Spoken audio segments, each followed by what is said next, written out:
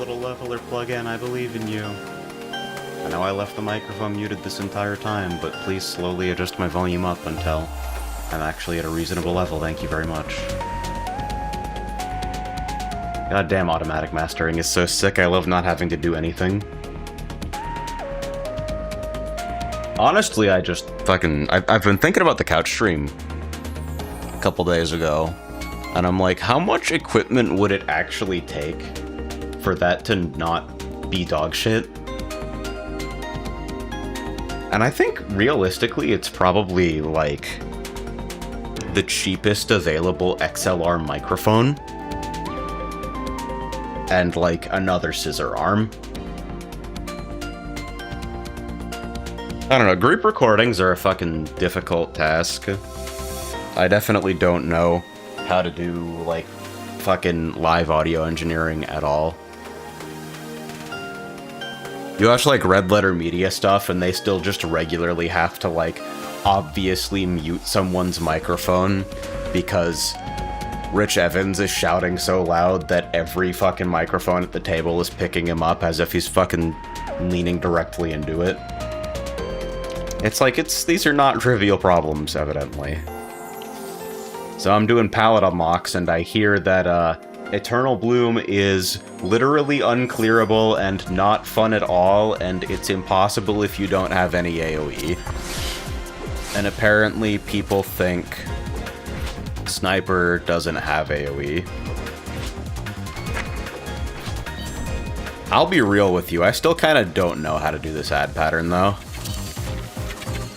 It makes me feel real dumb. Like, the combination of the chain here... Like, do I just walk it in circles and, like, not try to stay on the boss at all? But eventually I run into the wall, you know? And I don't see it often enough to, like, practice it in a super directed way. I get the feeling that it's got a similar resolution to one of the patterns that is in Eternal Bloom, where you get, like, all 4 baits from that position at the same time, and you can just kind of... Well, not Eternal Bloom, the fucking boss proper, actually. Where you do, like, slightly offset corner baits. Is that true, or are people just thinking not standing in the don't stand here red circle is hard? I think it definitely tests skills that the rest of the game is pretty lax about. Wave Strike here seems pretty good. It's sort of an isolated challenge in that way. Oh, I need to fucking... This is the worst place to have dropped that. All good. Remember, it's cracking the geode, so I have unlimited HP as long as I'm not a fucking potato about it. But I do think I needed to cross there. That one's probably somewhat important.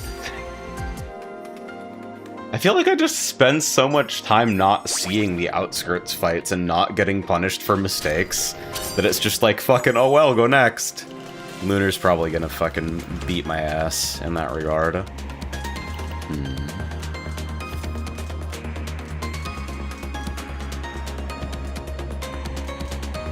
Static Shock definitely solves problems that I don't have yet, but might, like, quickly acquire.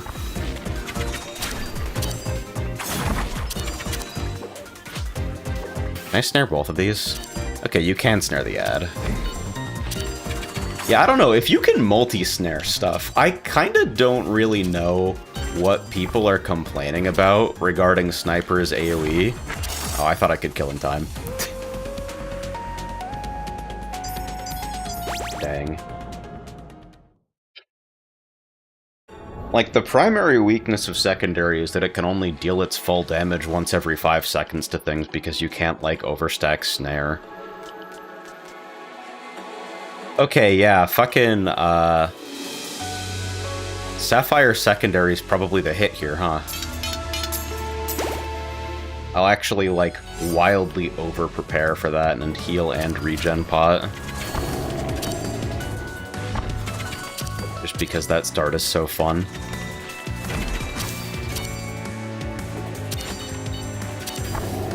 Takes very little to kind of send that to the moon.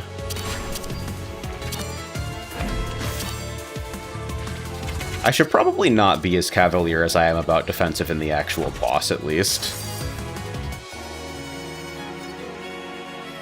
Yeah, 450 single target. Fucking good shape.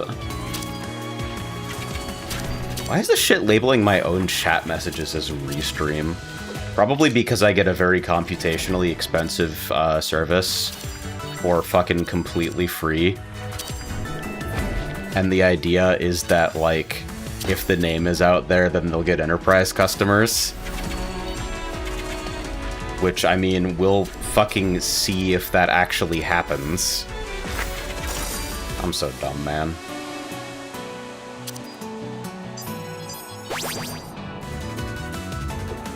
I've been thinking about, like, the costs of delivering video recently, because everybody is kind of witnessing the evolving Discord situation, and what seems to rapidly be becoming, like, the approaching new normal of the internet.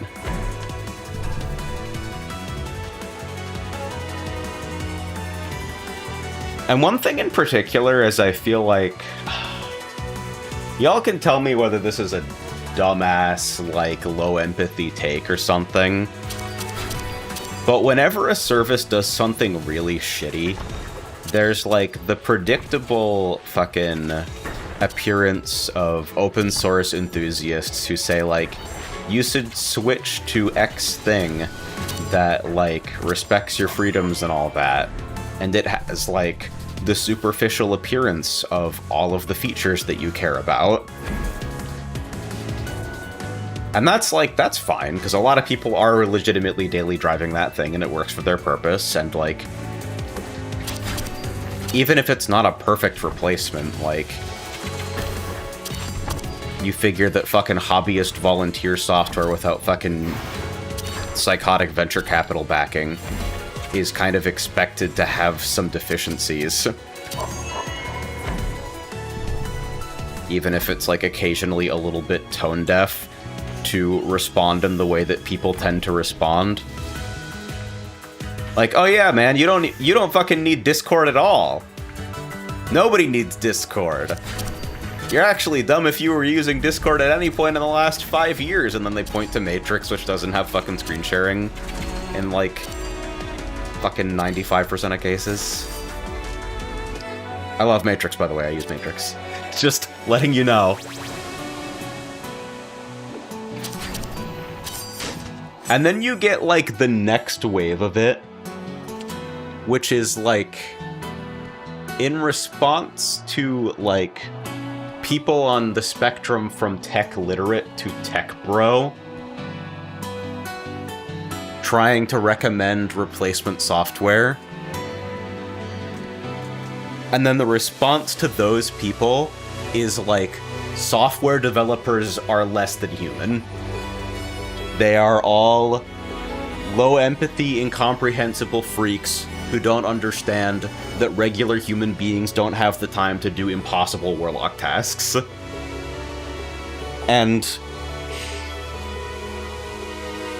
it takes a lot of restraint not to just Kool-Aid Man into every single one of those conversations. Like, okay, but you are actually dumb, though.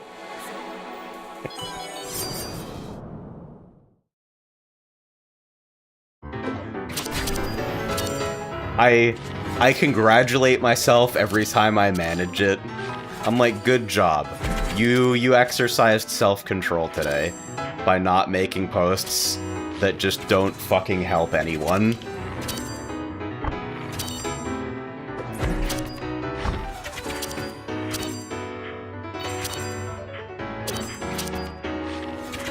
I do sort of feel like there's an unfortunate learned helplessness.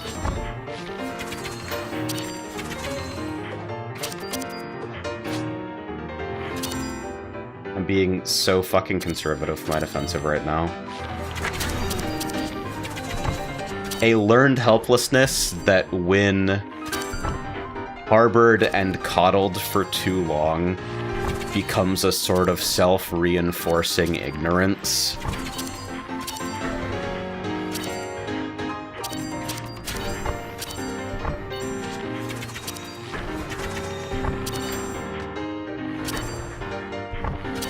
Like, I want it to be free, and I want it to have all of the features that require venture capital money or, like, substantial engineering work and volunteer fucking internet connections.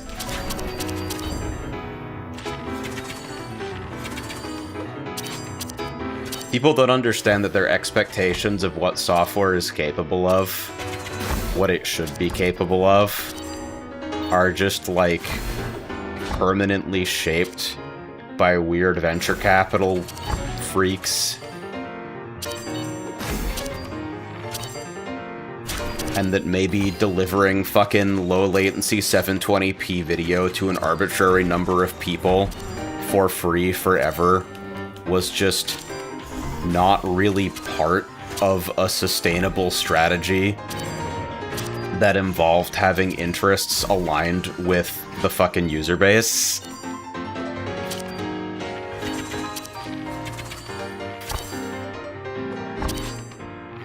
Trying to explain this while also trying to solve mechanics probably makes me sound like I have fucking 70 IQ.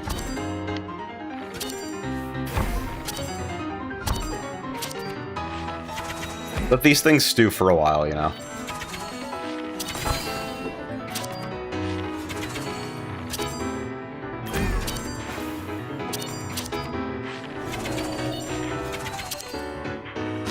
Like, if Discord does in fact go to shit, I don't have a fucking alternative. Probably just gonna continue using the thing that went to shit for the single purpose that my alternative software doesn't cover, and then, like, take a bunch of like-minded people to some bullshit freakazoid FOSS platform, and anybody who doesn't come along, well, we'll still talk. But I don't necessarily know where I'll see you. This is way too close. Talking about the world of companies coming out of the woodwork with their Discord alternative. We might be.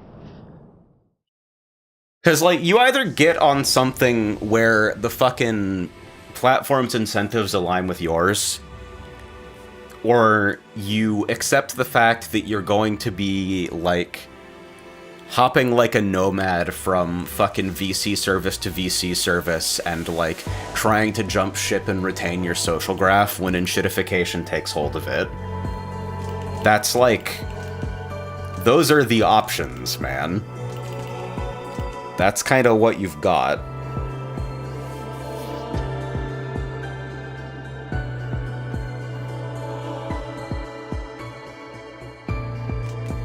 I haven't used this fat-ass Ruby special in a while. Let's give it a try.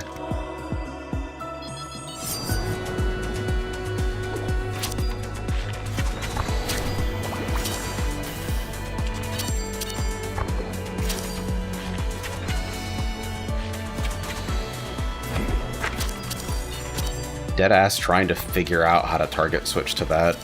I swear I hit left bumper like several times.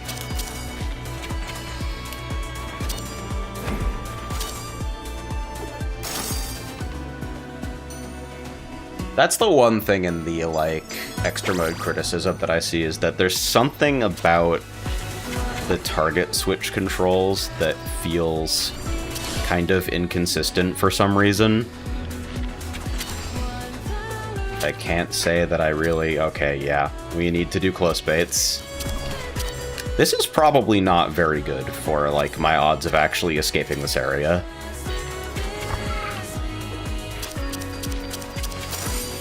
I'm highly motivated to get a lot of shit done before this area inevitably gets nerfed, because I do kind of think it's inevitable.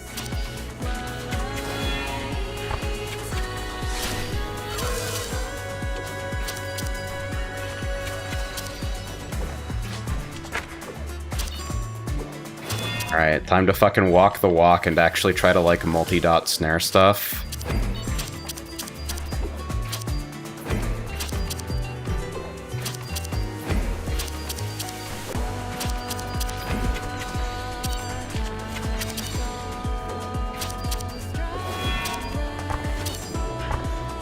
that's the wrong side.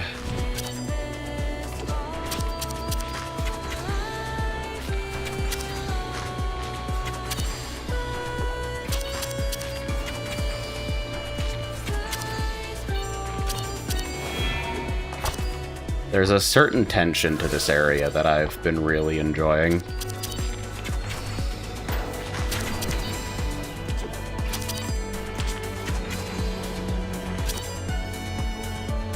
Shit, that's 2 tethers.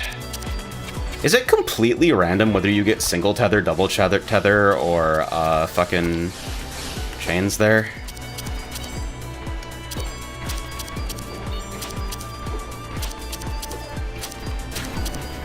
Oh, this is totally off sync now. Woo! That was fucking scary.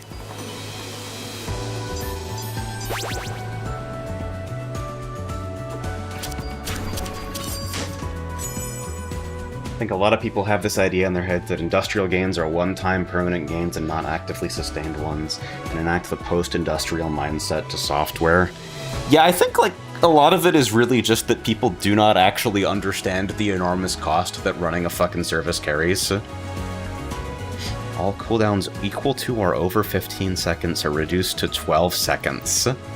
So that's Ruby Barrage, Smoke Shield, and large... Okay, no, the large umbrella stays 14. I mean, that's pretty substantial. That's fun. I don't think I've actually gotten to take this before.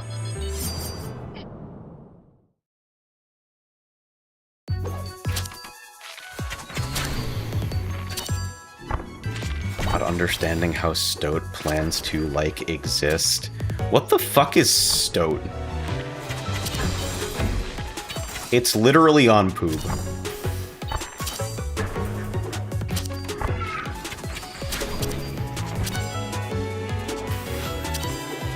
I should be in free aim right now for sure.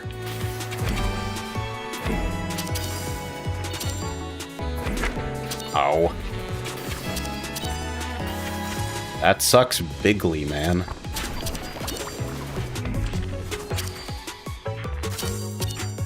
Alright, I got out of the color constraints.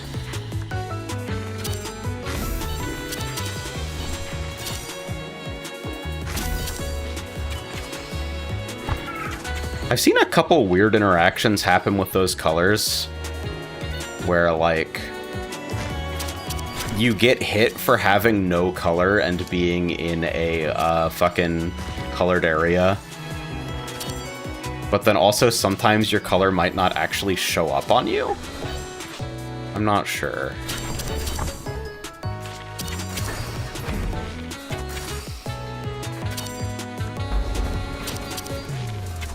Stoat, formerly Revolt. Revolt is weird to me because it's literally just like... those who don't know their history? I don't know, man. What really bugs me is that I feel like if people put in, like, the development effort that goes into these weird siloed alternatives into, like, making an XMPP client that doesn't suck ass on Windows, we would have flying cars.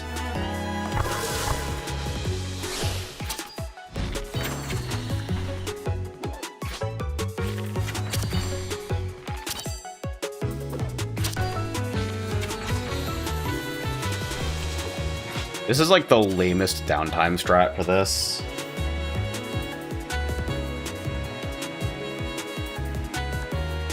Decade or so having videos up online might be like owning a house. It's...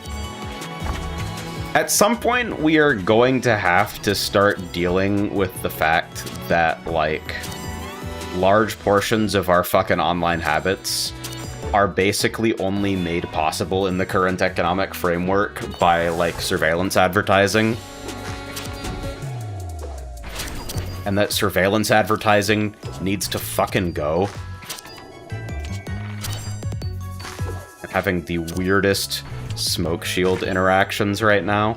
Ooh, that's an interesting dodge. I could do it at the bottom of the screen, maybe?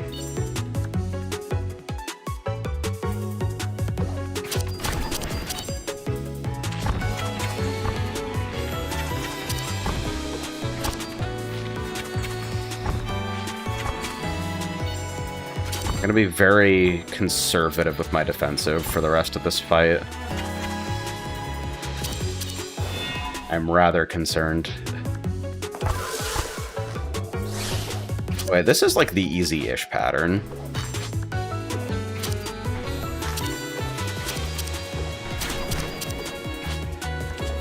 That was just for safety there.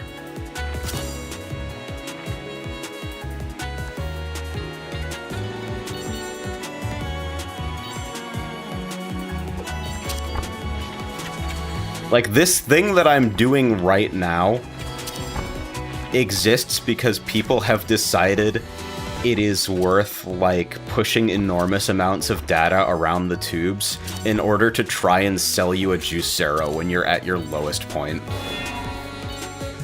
This thing, me being on your screen right now, that's, like, the reason for it.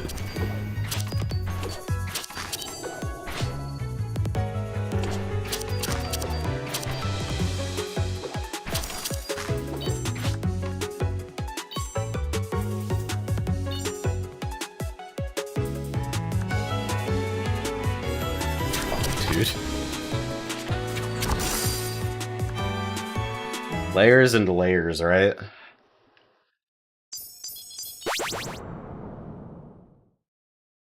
But nah, let's talk about how fucking tech bros are, like, less than human because they recommend you use an application that doesn't have every single structural incentive to fuck you over in a year. I mean, I'm not greatly excited about these upgrades, but they are, like, there. You can click on them.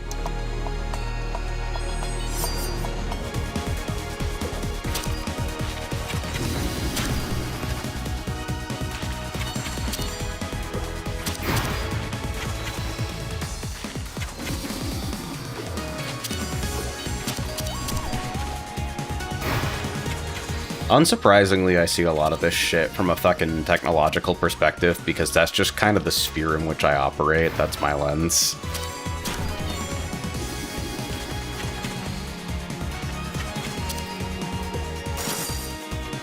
And basically for the entire fucking history of time, I feel like it's been a bunch of little guys trying to fucking make it work. And then occasionally just transforming into the system overnight. Ah, yes. The promise of the internet is an escape from the fucking needs of material reality. Oh shit, I still have to eat.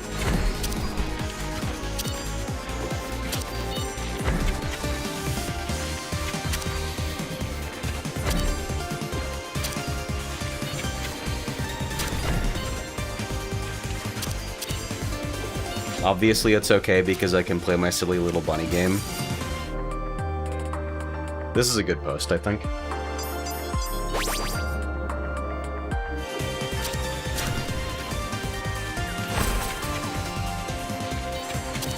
Cross twice here, I think? Yeah, that's long enough.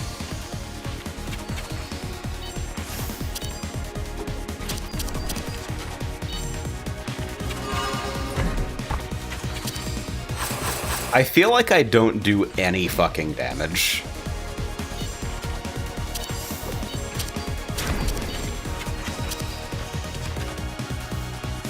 I did at least manage to not read the fucking wrong rotation direction for the 4th time in a row, though.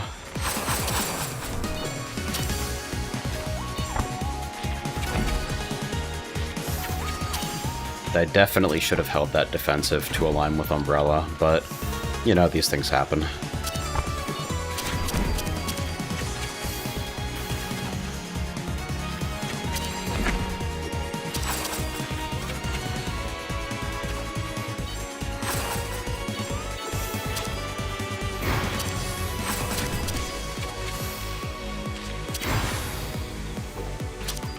I installed Flashpoint the other day, so if I wax nostalgic for the next, like, a month or so, it's probably because I played Indestructo Tank 2 again.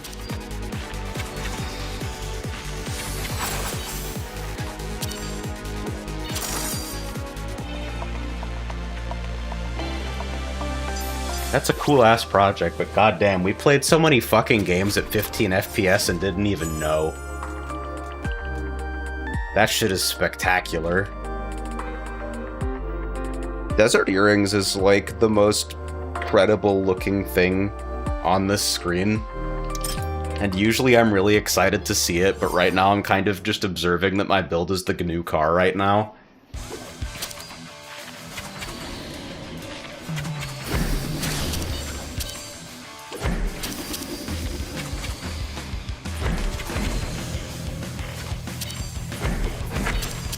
Dang, I thought I was in.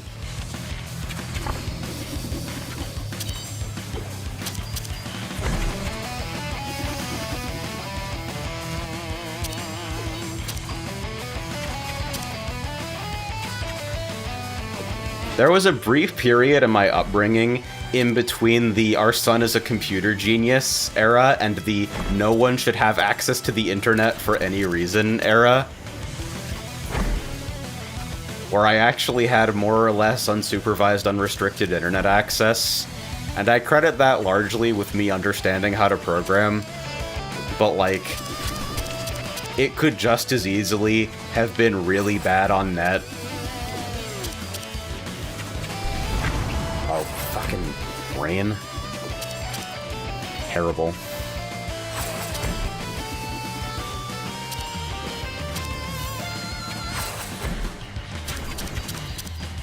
Like, what if I just spent an unlimited number of school nights accomplishing nothing except, like, leaving reviews and ratings on Newgrounds?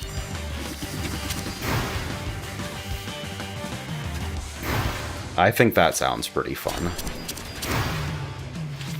Don't move. Okay. I got it.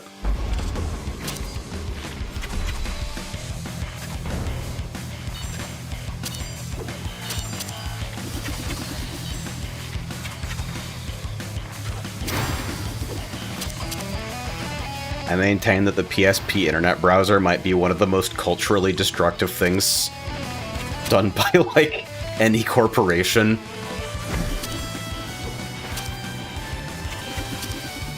Like, oh, we're gonna fuck up those kids. It's gonna be bad.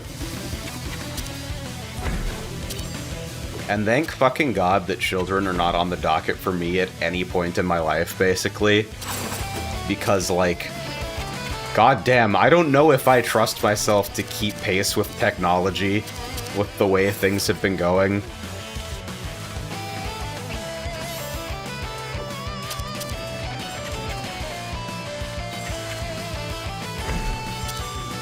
Like, even all of the fucking horrible bets on the future notwithstanding.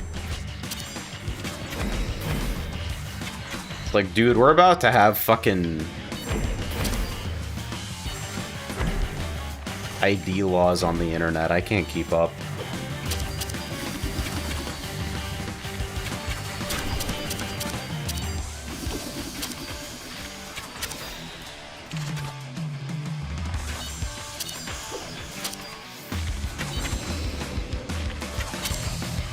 Bionicle YouTubers 100. That's not the fucking correct direction. Honestly shocked I didn't just die on the spot. And I'm really distracted today.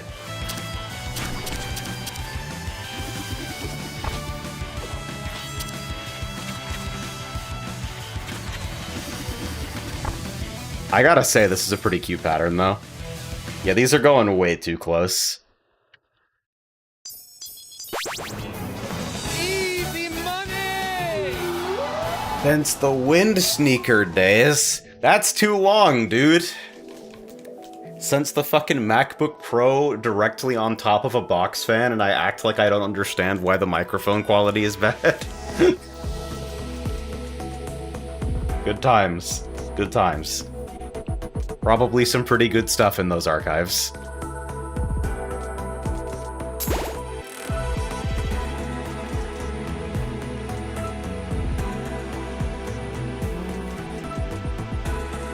mean, I could take the Omega Charge. Goes to 12 seconds like that. I bet the burn is fine.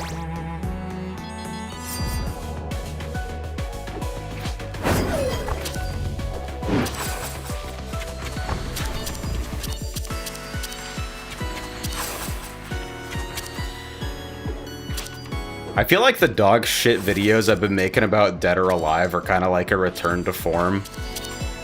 Except with less montage parody bullshit. Or maybe the montage parody bullshit has just taken a new form. I'm horribly embarrassed by how much fun it was to make Lei Fang video tutorial. That was like just an absolutely wonderful day to be alive.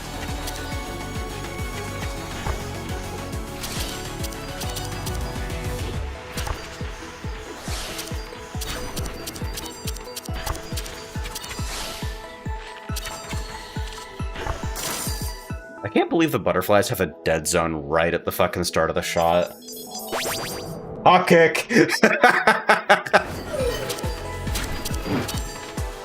Dude, DOA 6 last round coming out, confirmed to not have crossplay, no announcements about rollback.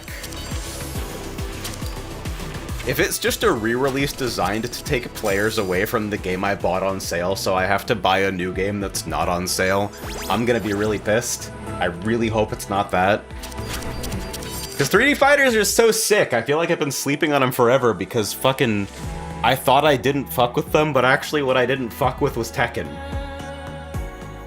And fucking everything looks like Tekken if you have the fucking 3D fighter mentality equivalent of the soccer mom who just fucking calls every single electronic device a Nintendo.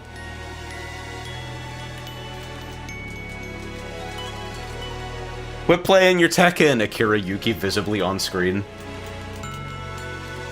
Right-hand cast is funny here. Crowfeather is definitely the, like, straightforwardly correct answer. Ooh, actually. Nightstar Grimoire at 12 seconds. Is that literally just more DPS than anything I'm about to fucking do here? It's at least mildly cute. I haven't gotten to pick something like that. I feel like I so rarely get to pick Nightstar Grimoire except in, like, Obsidian Rod damage rewriting hell situations.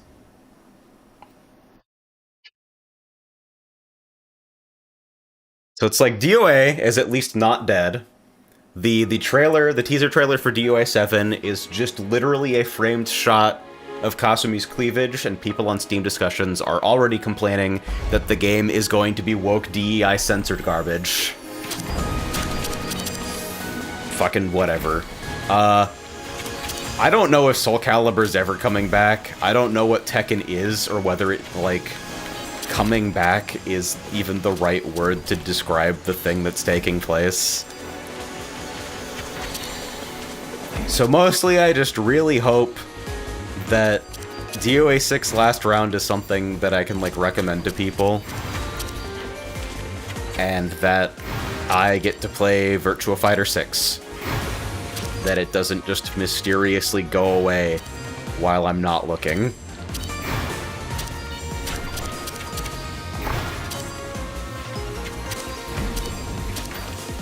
Did this mysteriously start doing damage? I kind of can't tell. Everything lines up so badly considering that all of the relevant cooldowns are all being normalized to 12 seconds.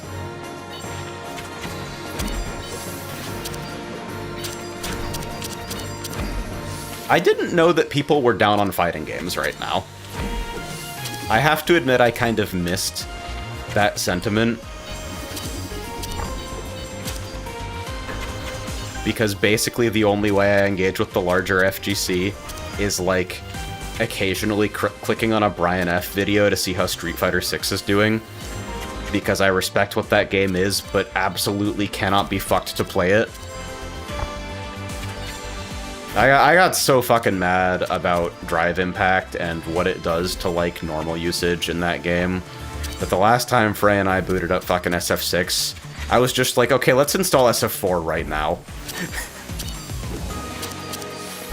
And I kind of want us to learn Omega Mode, man. Fuck it. Nobody knows anything in Omega Mode, so we'll be... No pressure, right?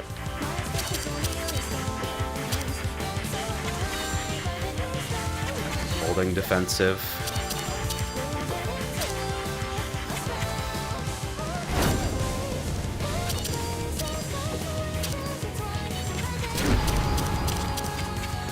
Wave Strike is such a nice fucking buff. Wave Strike and Flash Chromatic on their own just add such interesting buildcraft decisions to this game by comparison to what was here before.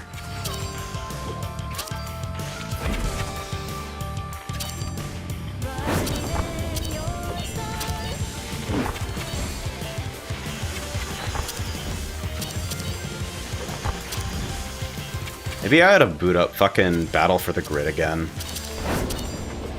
I feel like I have just consistently been in the wrong mental place to try and play an active tag game when they're, like, relevant. But I can't possibly just not like the mechanic, right? Like, it seems so sick.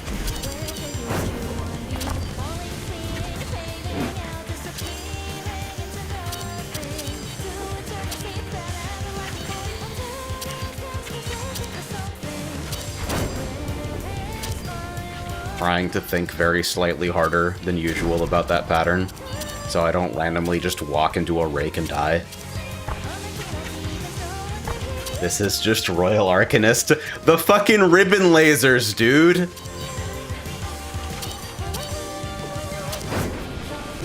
Like, I don't know if it's just Maiden and Spell, but it's fucking something, right?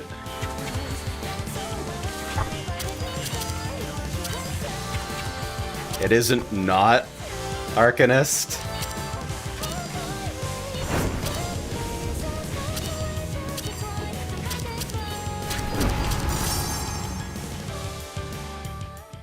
Nice.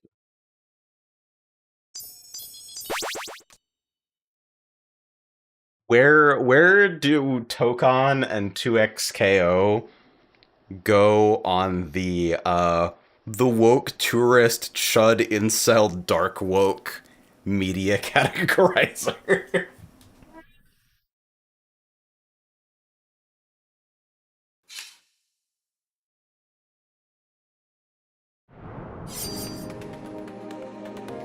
Do people fuck with Tokon? I feel like I've seen nothing about it and I hear no one talk about it, but like, probably Marvel is somewhat large. Another Monster Energy palette. Get fucking hype.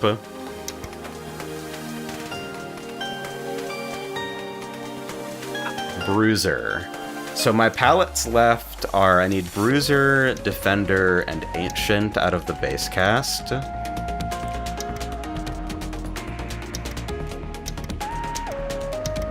And then I need Grenadier and Shadow I need extra clears on. So let's just go down the list, I guess. What is Tokon? Fucking thank you! Thank you for illustrating my point.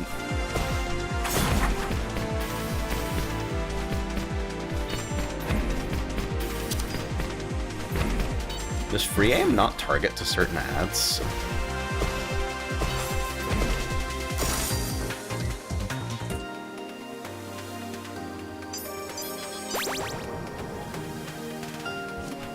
Maybe I'm just too advent calendar pilled, but I do feel like fighting games are kind of fucking extremely based right now.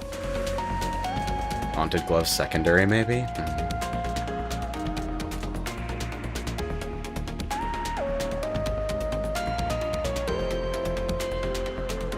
Staff of Sorrow is so fucking advanced here. I don't think I'm smart enough for that. I might just take something really generic like Crescent Moon Dagger.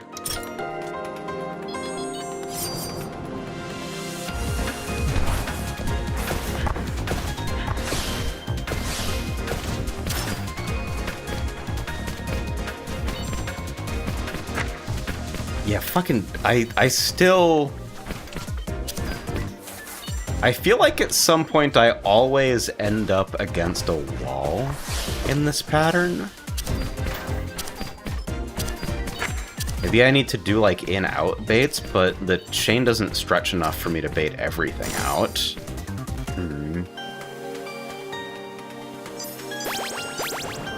Still thinking about that one.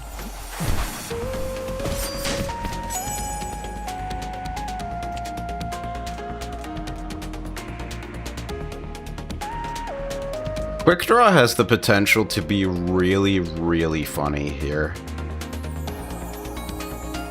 I actually think this might be super fucked up. Berserk. Okay,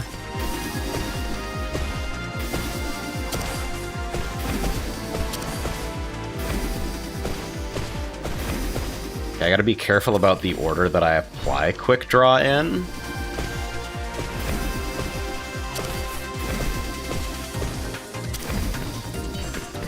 Yeah, no, that's good. That lets you cheat that GCD out really flexibly, actually. Think we need to move past trying to revive the ghost of Marvel vs. Capcom every couple of years. I think we need to give Aiding fucking $10 million and, like, a couple of years. And, like, maybe a single fucking person who has ever read the GGPO source code. And then we can just have Marvel 3 with rollback, and, like, we can just put it all to rest.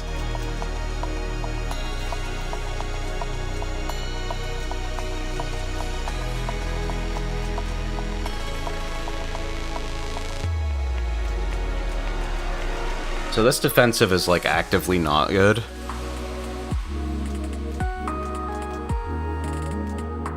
It could be Sapphire secondary.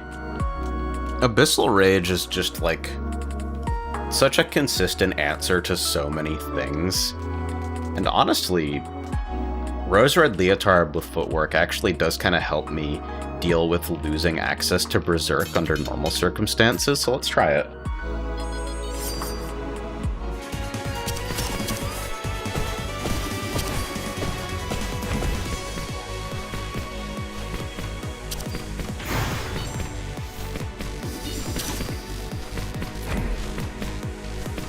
It's weird to be in the position of thinking that fighting games, like, simultaneously don't steal enough from each other and steal way, way too fucking much from each other.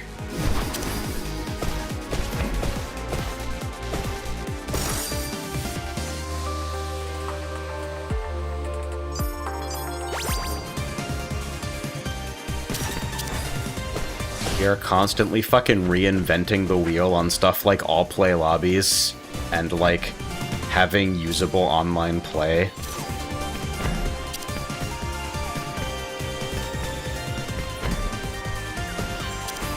But then everybody seems to fucking decide in the closed meeting. God, this defensive is so weird to control. That every goddamn game needs to actually have combos.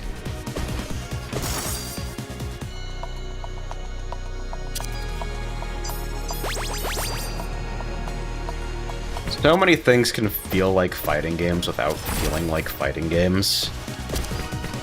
It's probably just an enormous fucking industry risk to make anything that's trying to scratch that itch without using its design conventions exactly, because gamers.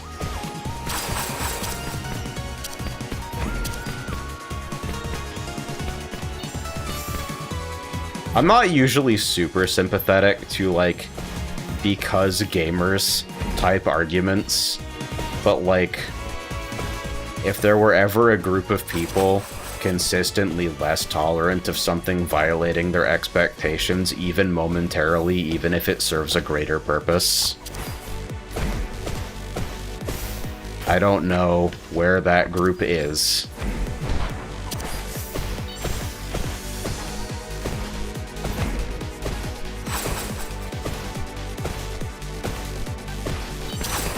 I gotta remember to actually keep Falcon Feather Dagger on cooldown.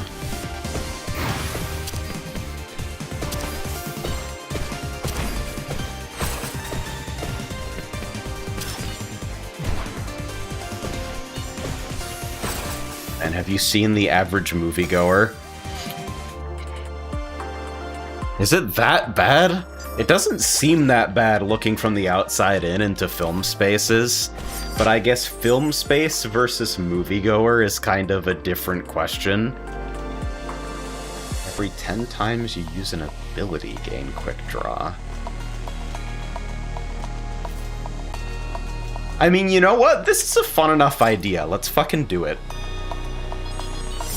How goes the hair and iron? It's great, I'm shit. I don't know how to do anything. But you get to look at this dog?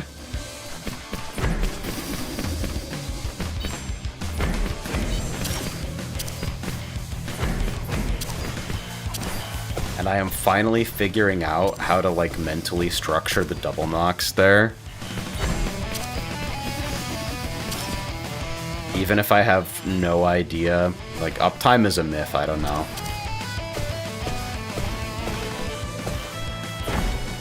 Alright, it's Abyssal Rage time. Try really hard to remember Falcon Feather and probably not succeed.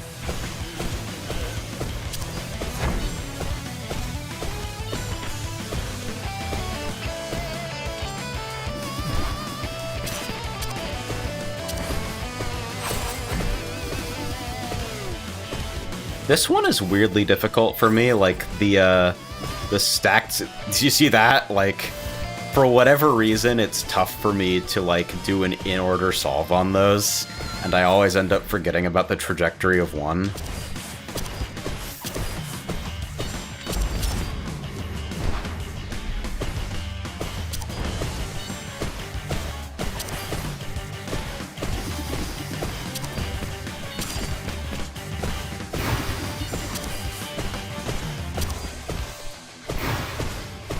I feel like every fucking Emerald Special run is just the exact same consecutive normal punches bullshit.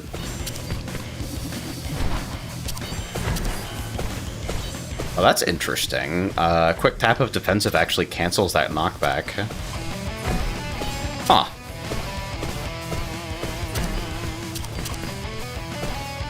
Maybe we should let the FF14 players design games more often.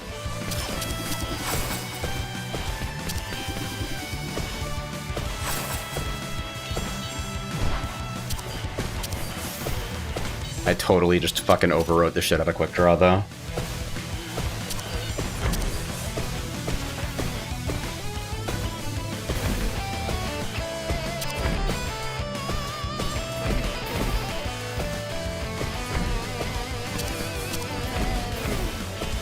I engage with movies so rarely, but now that we actually have a decent set of speakers in front of the fucking living room TV, I'm kind of inclined to fix that in stages. Slow down, experience some passive media now and again. Matsui player has entered the room.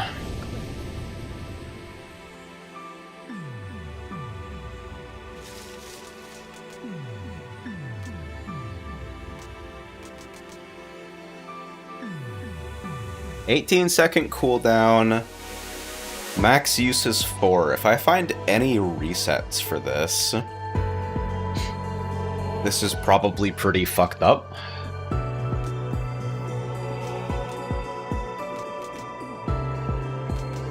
Can't quite buy both of the upgrades that I want here. Opal footwork is potentially quite funny, so let's give it a try.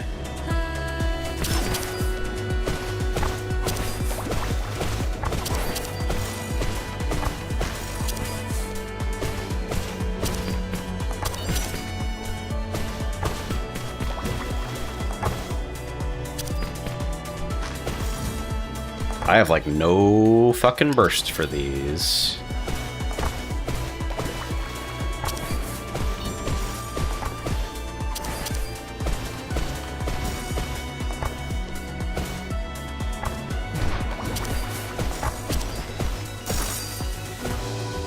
It's okay, Abyssal Rage will carry. I'm already shit at both, so that's a really easy question.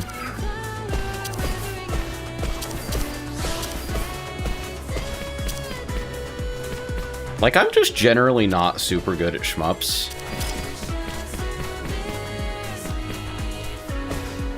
More than anything, I feel like that's a case of, like... I feel like I habitually exist in a lot of disciplines in that space of, like, really interested in how they're done well, but unwilling to maintain a singular focus for long enough to reach that point. So I feel like I have very high personal visibility of, like, all the fucked up shit people are capable of in those games, and then, like, very, very seldomly even come close to reaching it. And this is true for the way I engage with most of my hobbies. And I choose to structure this in my head as, like, it's not a fucking sport. We do this because we have fun. Because the alternative is, like, profound insecurity. Man, what am I doing? Eternal Bloom is impossible, damn. Nobody told me.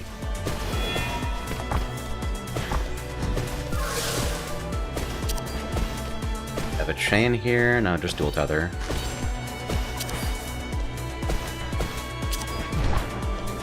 That time I do have a chain.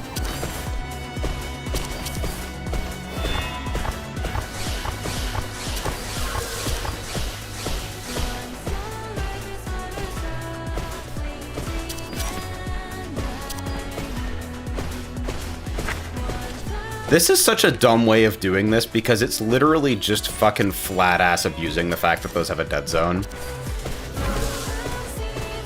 Alright.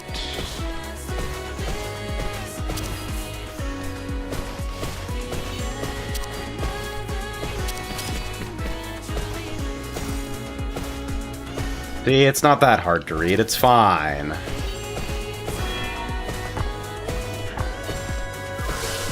Everybody's favorite tether pattern again.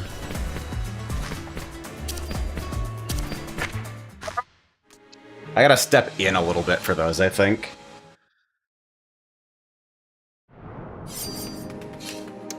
Yeah, those conals are tough.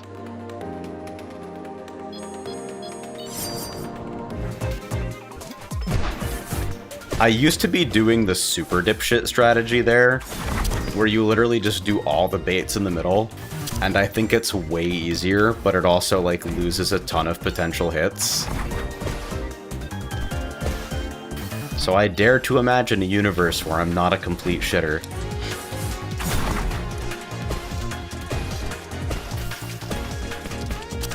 I was sort of looking forward to see where the fuck that quick draw shenanigan stuff ended up, though.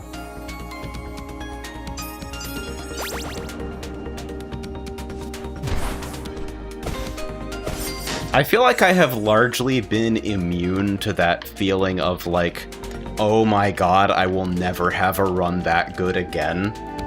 That is, like, the crushing sadness when you screw up in a lot of roguelikes. You recommend DFK? I mean, if it looks cool to you, I like it. I think Stage 5 is fucking what? And in general, I think the fucking scoring system is, like, kind of a really amusing meme. But, like, it shoots good. If you want a cave game, it's a cave game, you know? I think it's Spinning Chakram.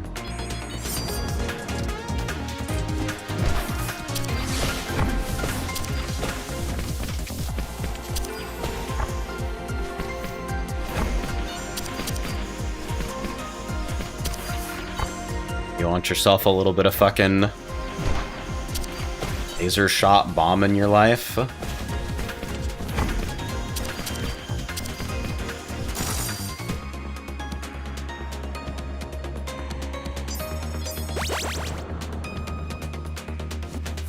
think a lot of people treat that game as, like, the downfall of based cave. and the beginning of waifu horseshit.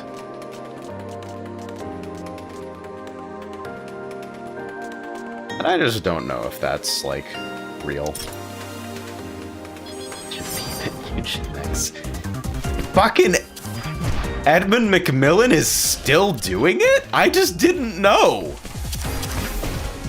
I had no idea. How was I supposed to know?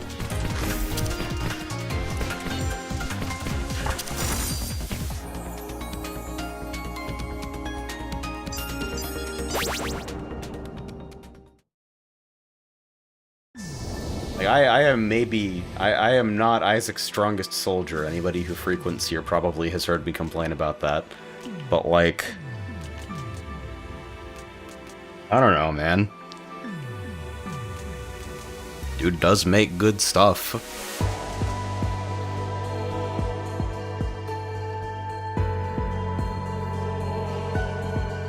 It's out. It made back its budget in 3 hours. That's a pretty good meme. That's kind of spectacular. 30% chance to reset yourself.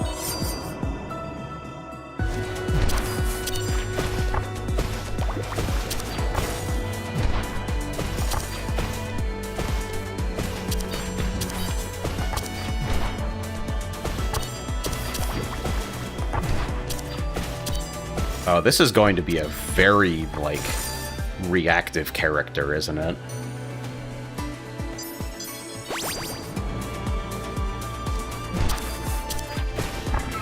Look at the spell cards in this game.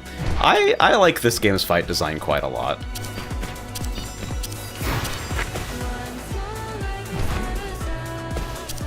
I feel like a lot of the stuff that was accomplished here with 4-button control schemes and, like, minimal framing kind of radicalized me against the way that online RPGs are structured in current year. And in particular, I think this was probably the tipping point that caused me to quit FF14. Which, in the abstract, I just think is extremely funny.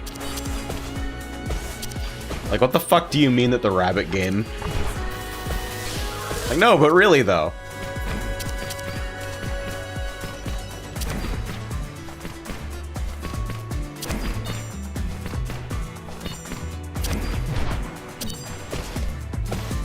Like, oh, did you know that you're not having fun anymore in casual content? Because FF14 is one of the only games to ever, like, not just refuse to grow with the player, but, like, actively regress.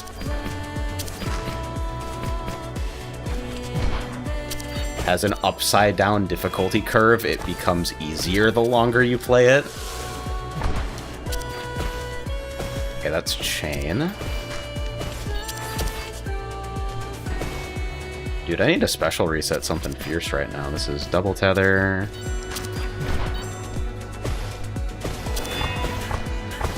Now this. I think I need a better plan for how to fucking think about this. But it also seems completely possible to just dipshit reaction dodge all of it on this difficulty.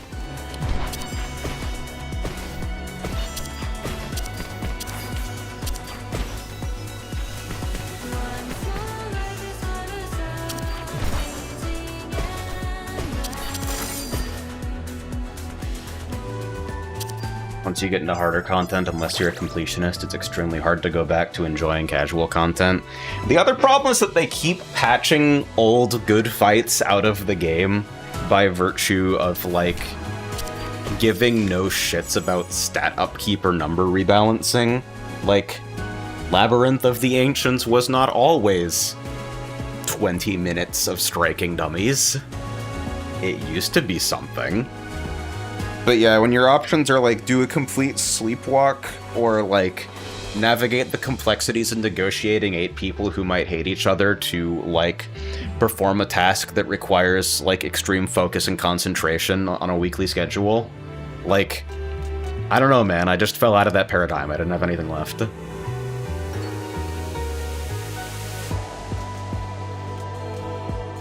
Darkstorm Knife with the, lead. Yeah, man, you know what? Let's do it.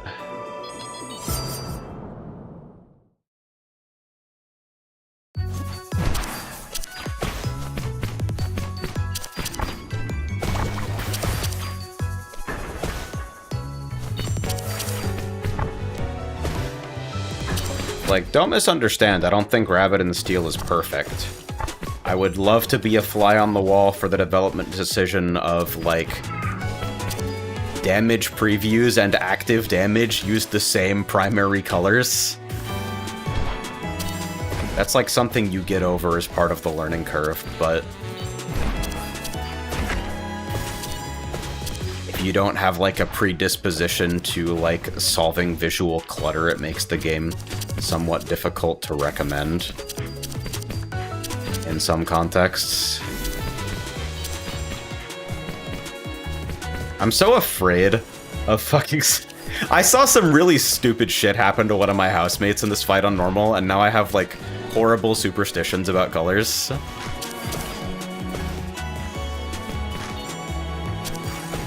Yeah, we're doing downtime strats. What about it?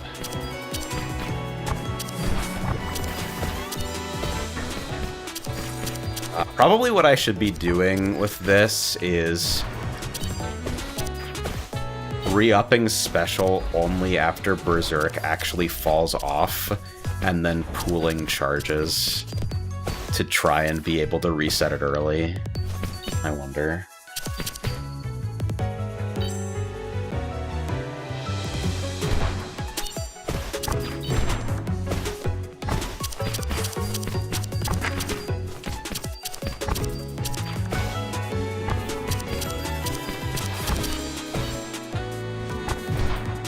Party Finder never did it for me either, because, like, the things that I always enjoyed most about raiding were, like, specifically, here is the, like, very specifically human solution to this complicated optimization problem.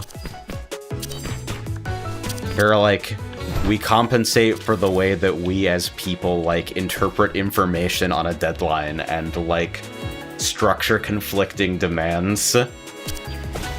And, like, lift each other up as a group. That type of problem solving was always really fun to me. I made a post in the fucking FF14 discussion subreddit a while back asking if people actually used Cactbot. And I was genuinely confused about it at the time because it seemed like almost everyone in my groups was susceptible to, like, failing mechanics that if you have Cactbot installed and active, you should never fail. Like, it requires fucking chloroform to miss some of this stuff.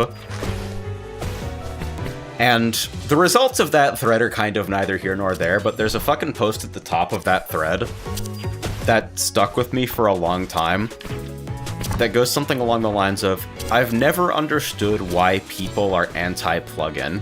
Seriously, if you've ever raided in PF, you should probably understand why people are willing to tolerate anything in order to make sure that their teammates don't mess up the mechanics.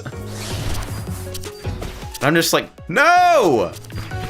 No, turn around! Do not pass go!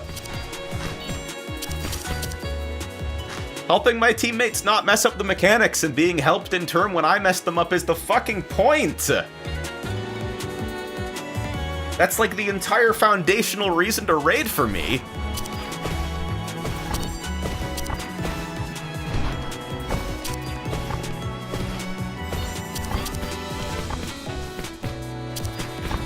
Fucking why else would I step into P3S's wild ride?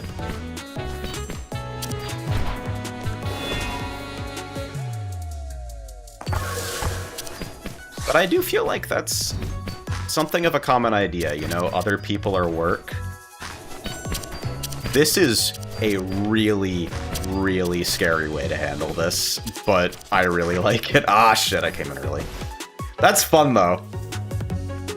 No, try not to, like, randomly die to the tunnel before I can punch this bitch once.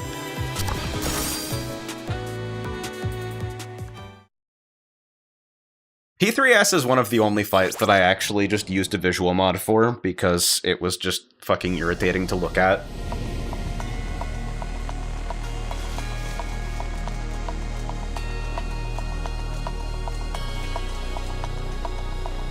Yeah, 500 damage special seems like an easy sell. Definitely need to heal. That's probably the way this is gonna work, huh? This high zone.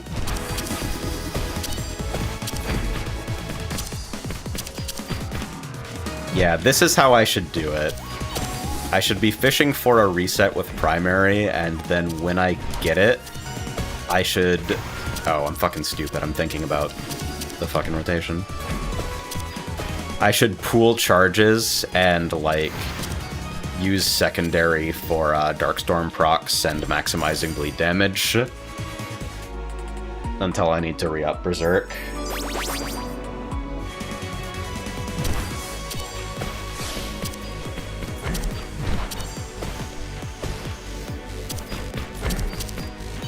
Human in the sense of I love raiding with my friends, or human in the sense of, like, the design is very human gif of Venus flytrap bed?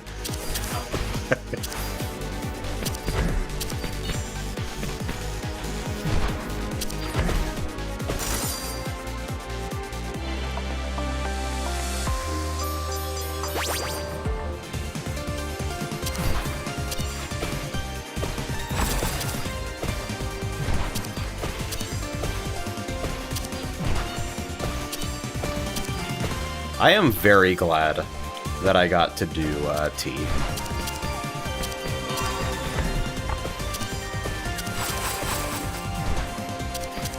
I feel like working really hard on a fucking complex task with friends for a really long period of time is just a fucking good experience to have, no matter how arbitrary that task is.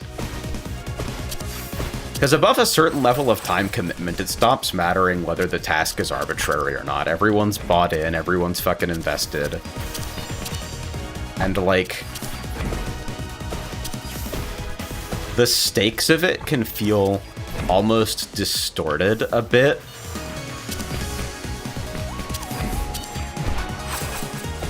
But in a way that, like, really allows yourself to, like, you get to fully give yourself over to the challenge.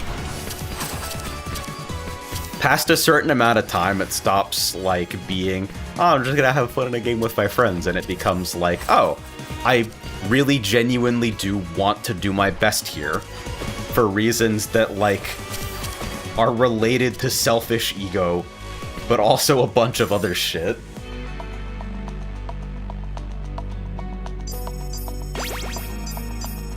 Raid having two different timelines and requiring different MIT solutions was really exciting for me, but then people just started walling if they saw the pattern they didn't like.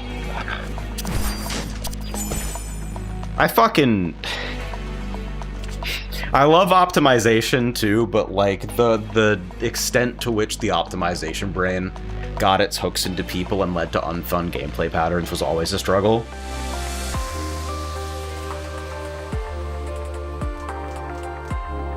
I mean, Book of Cheats is probably it if I just want to completely fucking meme. Now, Tiny Fork is so tempting, though, those fat openers. As much as I fully want to lean into the Darkstorm Knife Bleed stuff, Waterfall Polearm is probably the answer, because my fucking primary does, in fact, do damage and is important for keeping Berserk up right now.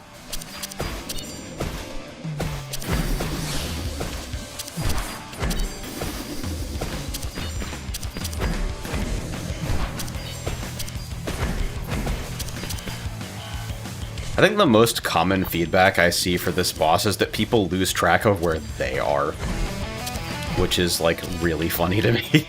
You just get knocked somewhere and you're like, what the fuck, where am I?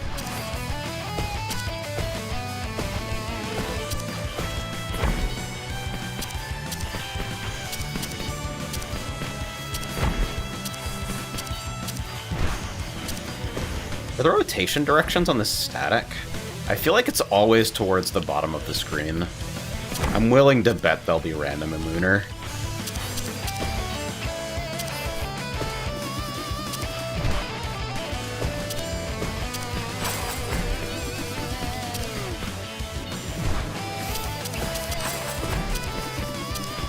Yeah, that one! That specific fucking, like, last-minute terrified misread. Like, why? Why can't I do that? Why'd they build me wrong, man?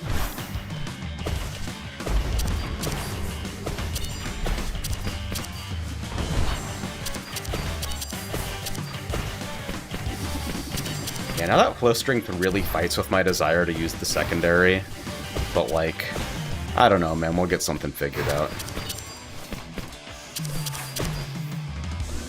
Trying to, like, force a reset early and just wasting Waterfall Polearm there.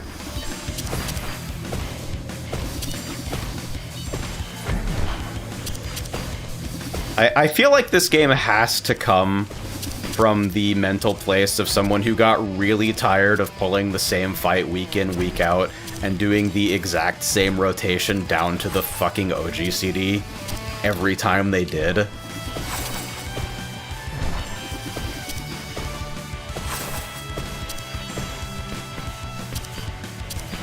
Classes without procs and without significant movement restrictions should not exist. By the way, I played Fizz Ranged for most of my time raiding, because all the groups I fucking joined had 2 healers already.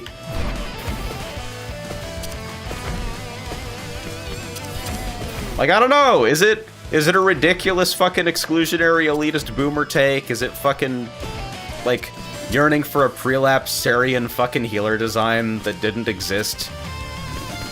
And that I only hallucinated because I wasn't better at the game at the time that I was experiencing it? Do I just get to say that I want Cleric stance back?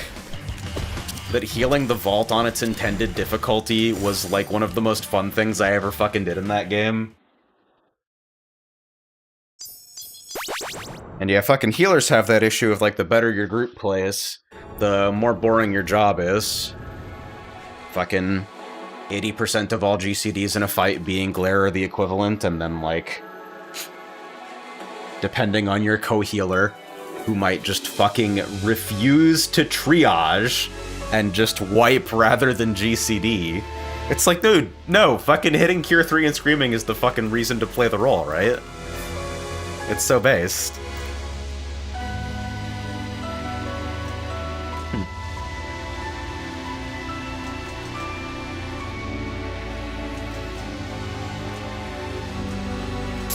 Yeah, I can take both of these. We'll figure something out.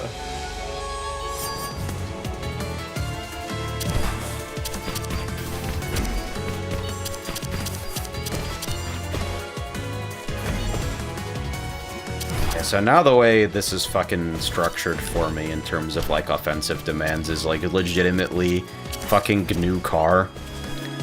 Maybe I just think about it as, like, dump charges. Like, get to 4 charges of, primary, then dump, but secondary until then. The thing is, like, the fucking damage math is now so weird even with just 4 items that I have no fucking clue whether actually trying to spend all my resources is the correct thing. Or whether it's better to, like, zero down to something a little bit more focused that uses, like, 1 strong interaction instead. And the fact that that question is ambiguous is exciting to me.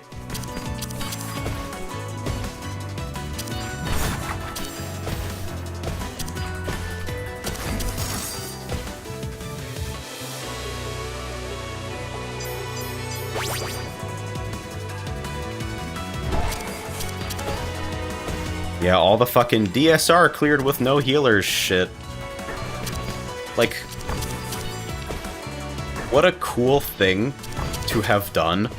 What a lame thing to be able to do. You know what I mean?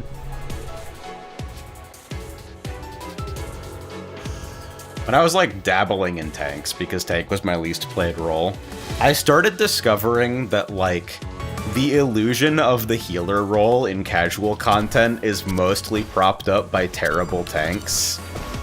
And, like, back when people were, like, regularly eating shit in dead ends, you would sometimes just have a healer who died at the start of the fight, like, the very start, like, the first 5 seconds, and then the fight would just go fine. And nothing would fucking happen. And occasionally they just, like, they post a single fucking sad face in the chat, or something like that. It's like, oh, this is someone realizing that their entire fucking role is LARPing unless you're playing Savage. And sometimes even inside of Savage. And that's not very based.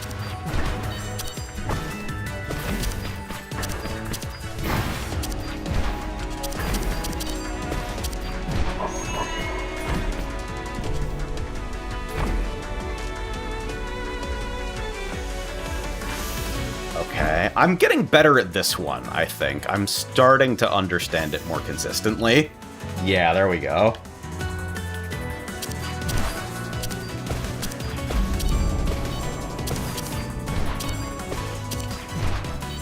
Wait, my fucking special's 500 damage now. I should be using it off cooldown anyway. Yeesh. Yeah, I shouldn't be pulling it anymore, I think. Okay, One Piece swimsuit is fucking completely, like, the most fucked up item in extra mode, right?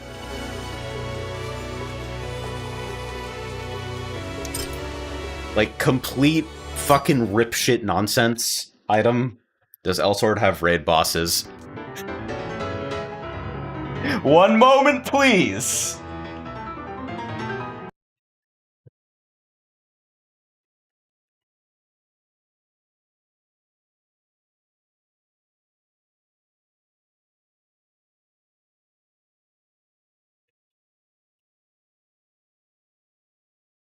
Let's see. 5 months ago, huh?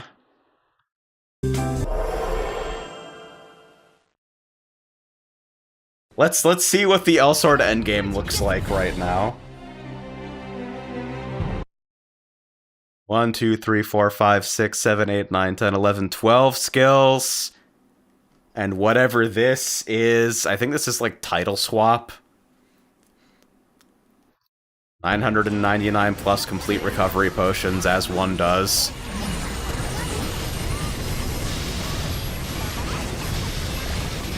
The numbers, baby! Yes!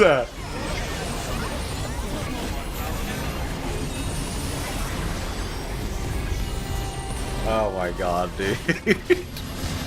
How long is this video? This is 12 minutes? Fucking everybody's movement is so unrestricted at this point in retail that they may as well have fucking creative flight. That is an obnoxious number of buffs, for sure. If this has any mechanics, I'll never know because I won't be able to see them. Like, this is something. You're fucking gear swapping? Cross AoE? Something else is going on over here.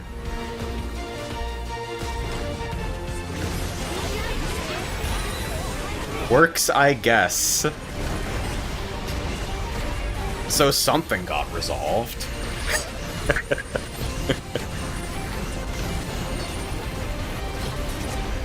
Like, why not just make the health bar a composite of all the health bars? Why not be a regular fucking video game?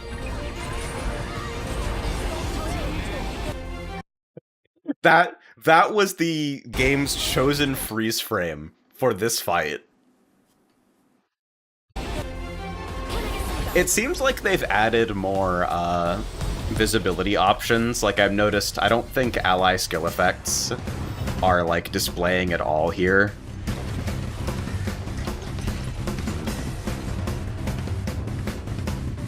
Alright. What you got? Luxurious faction still alive and well.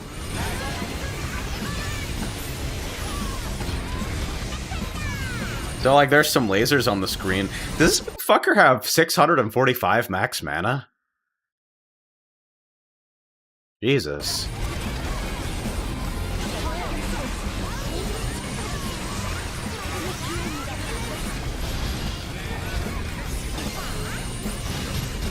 Is this fucking person title swapping inside of their rotation? Because I guess you have rotations in Elsword now because you have 12 skills. And it's not like anything in the last fucking 5 minutes has required a character to move more than the distance of dash X. How do people play this game with screen shake on?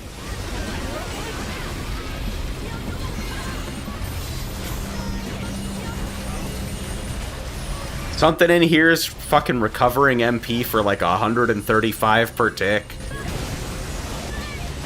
Like, the consumables are going on cooldown, but I don't understand why they would need to.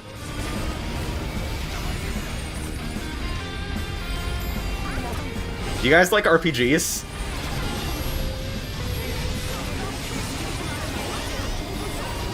Hey, the health bar is visibly moving now. I wonder what changed. Oh, is this a mechanic?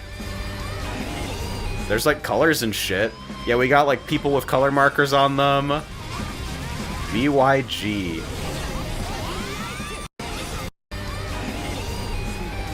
Okay, so the boss is fucking telling you an order back there. Fucking Fisher-Price shape block style. You're kidding me. This is the mechanic? You are shitting my whole ass. This is the raid mechanic. In full downtime? And it's not even hard to move to the location?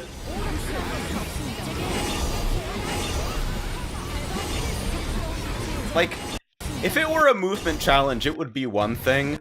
This motherfucker gets from yellow to green in fucking what looks like one high jump.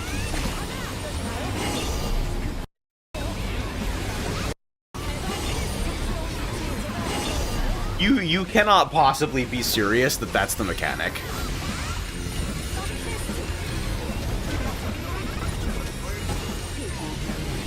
And someone called it in chat! I mean, like, why not if it's in full downtime? But Jesus. Like, not only do you have all the time in the world to look at it, but also, everyone's going to the same spots. There's no individual disambiguation. You can just follow people. Why would that ever need a call?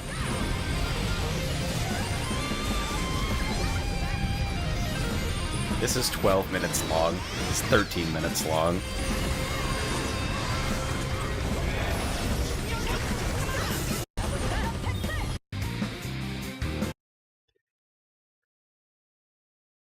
I see we still got the damage numbers, though. Fucking...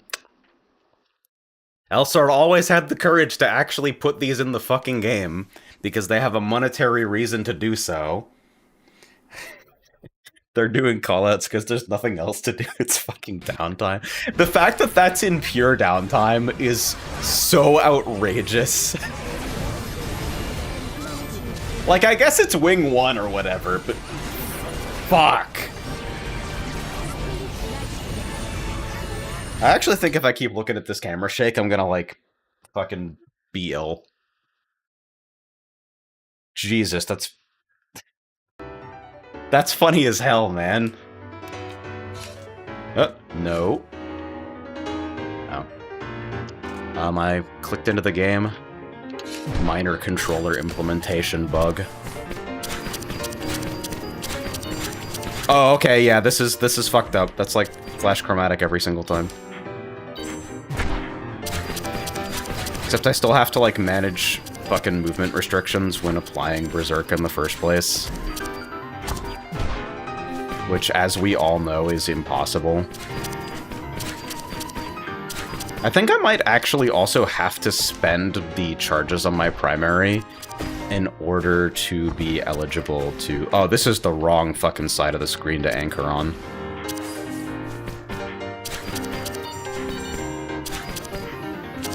What if I just got lucky every single time, though? I tried to stay close, and I definitely should have just gone middle.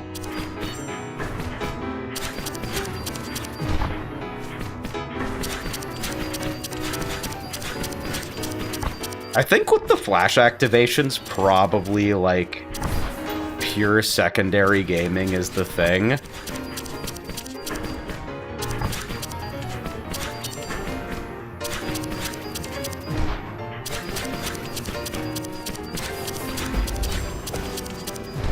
Maybe, like, fish for resets.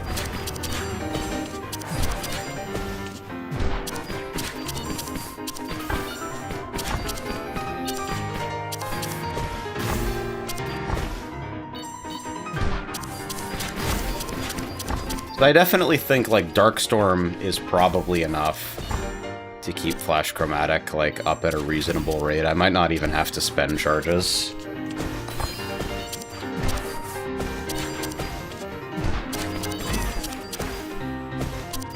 Yet I'm still doing some other shit because, like, I'm curious.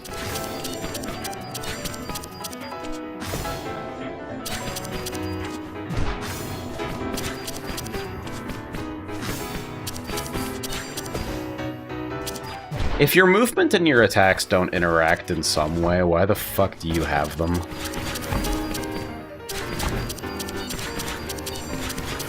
And if the fucking encounter doesn't compel you to make use of that interaction in some way, why doesn't it?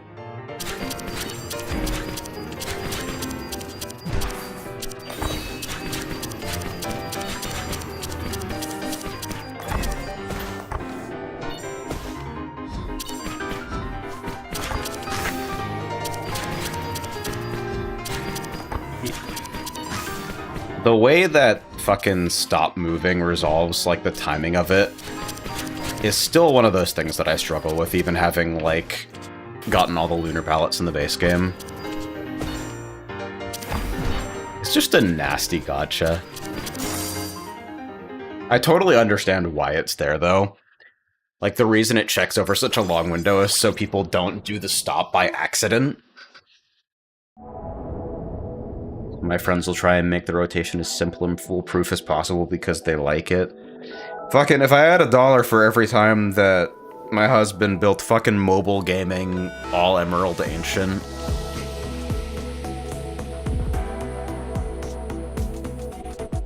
$70 times 3 is probably the answer, huh?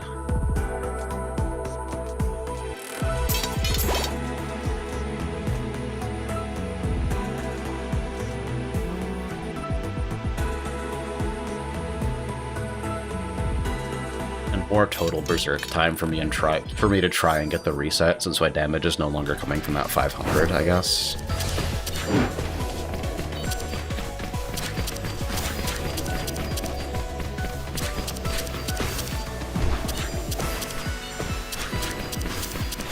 Oh yeah, that flows pretty nicely, actually. And then I can just keep to secondary for a bit and dump charges when I need. I almost don't want to generate charges, you know?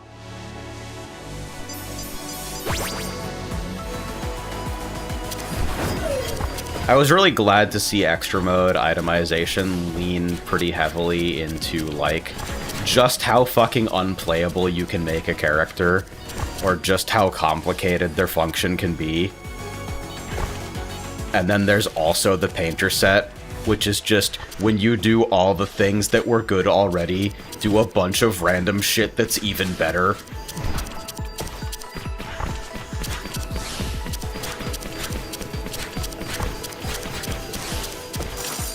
God, I feel so disorganized playing this right now. The streamer brain debuff is, like, unfortunately kind of a real thing.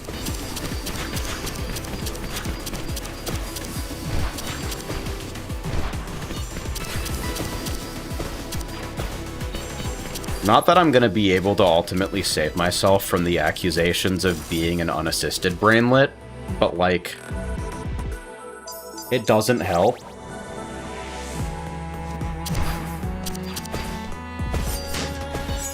For some reason, Mino decided all the easiest sets to unlock are the absolute memes. So at the start of Extra, your pool of items is diluted with clown shoes ass nonsense. I mean, let me look at the fucking sets and, like, think about what I was seeing. Collect 5 kinds of floofball, Jesus. I remember getting Tea Party pretty early. I remember getting Cultist pretty early. And, like... No, what took me a long time to see? It was, like... Minor, I think? Minor, Day Night? I wish I could see the unlock requirements after having unlocked them. Oh. Uh-huh. I mean, I could do that, or I could add a fucking bleed, but, like... Does anybody want to look at Flash Chromatic activating 75 million times?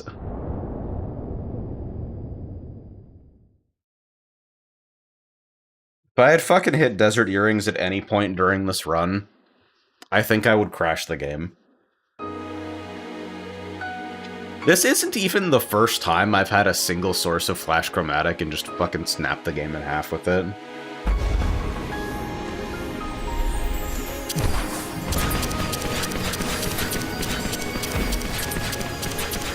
Like, I don't know, man, maybe this is just what I do now.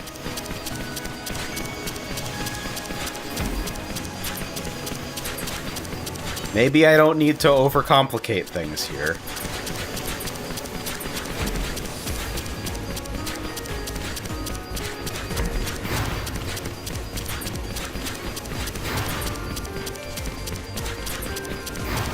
Let the record show I did not explicitly set out to do this.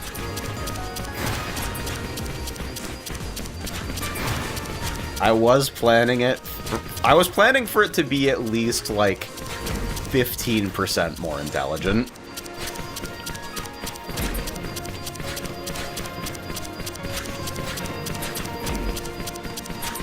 And I kind of don't even think the damage is that good.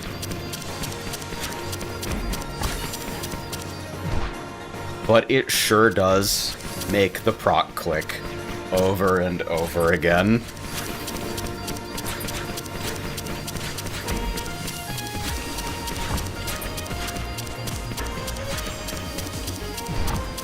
Yeah, like, I should probably be spending that fucking Flash Chromatic proc on a primary.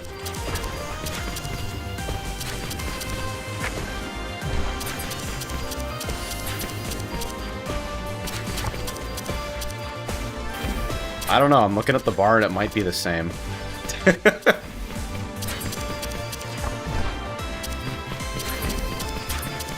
Imagine Sacred Bow here. Can you even fucking begin to fathom it?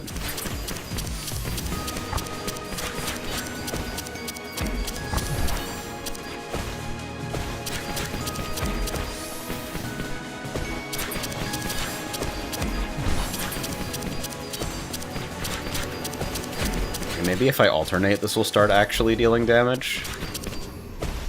It definitely opens up one more proc if I'm, like, consistently spending a charge before I have the opportunity to gain one.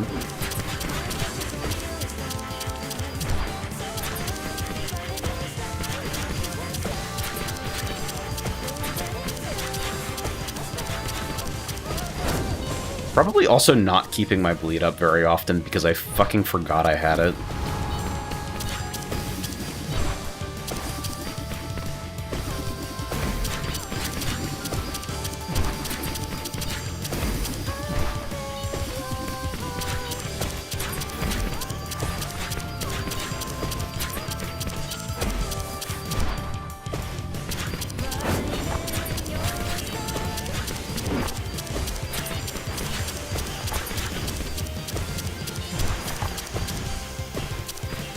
Somehow the ribbon lasers still get me. I think they're the only attack that feels like it got harder to dodge since I switched to bright and white.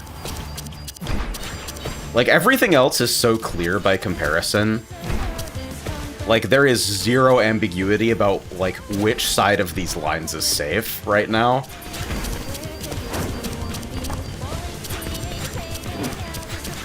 I don't know, what if I just held secondary, though?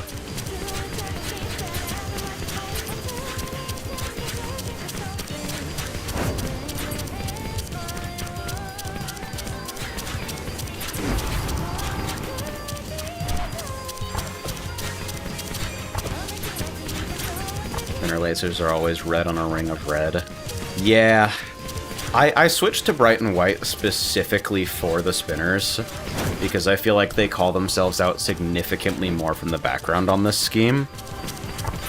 I did not used to play the game like this. It is fucking... I think it's visually loud as hell this way.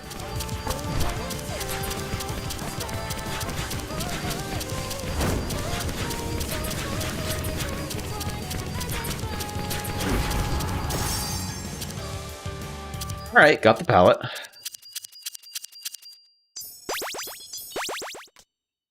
It's pink. Life is good. Yeah, the new spinnies, I just, like... I suffered for a while. This must be an extra palette, right? I have to fucking go to the wiki for this.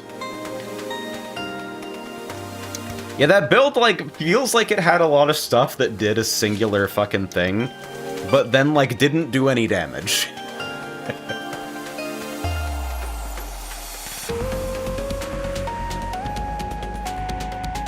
Defender is Lunar. Shit, do I not have anything for her? Let's see.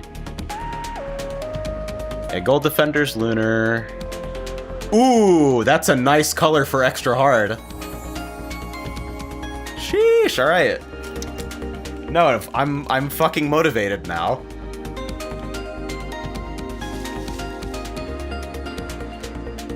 Put on the fucking rose beret. You're cute.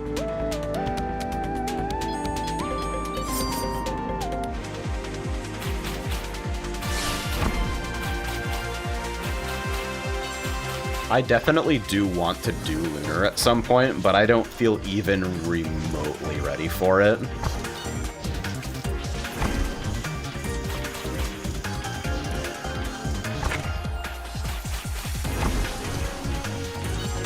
I'm thinking way too much about whether I'm going to make it or not, and not enough about what I'm going to do when I get there.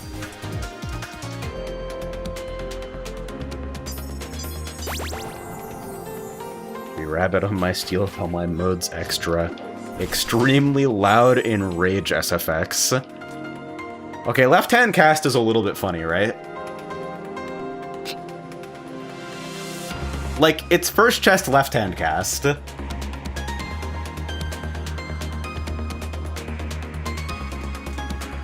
There are so many ways this becomes funny, but it's so stupid. Like, I feel like an idiot fucking clicking on this, you know?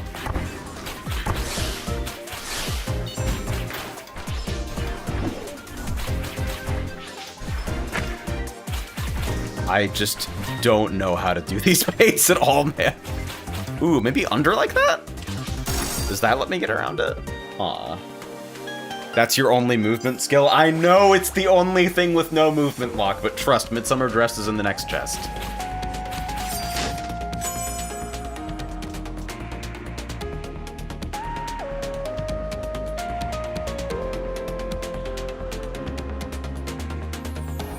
I can't not do it.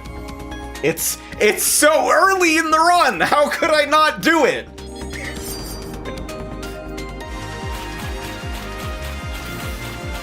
This actually makes me even slower, if you can believe it.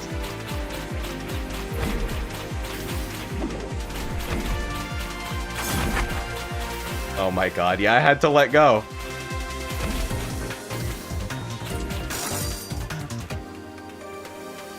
We'll get I'm gonna get fucking Emerald. Watch, Emerald in this fucking shop. Tasha's gonna bring it to me.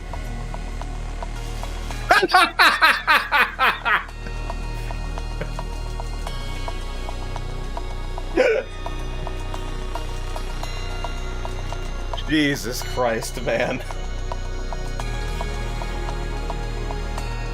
I knew I should have clicked silver coin.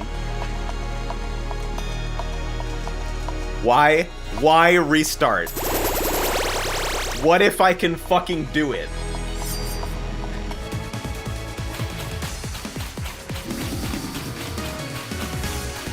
What if I just fucking do it, man?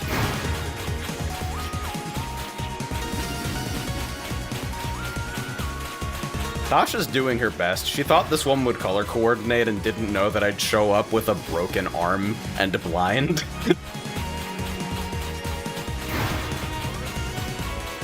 This doesn't even do damage!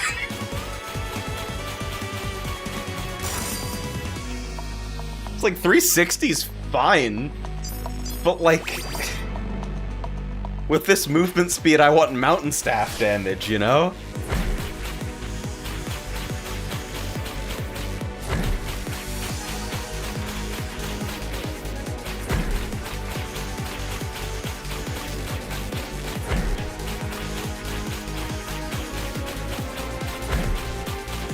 Oh, there's that little jerk when the movement lock on applies. That's so funny.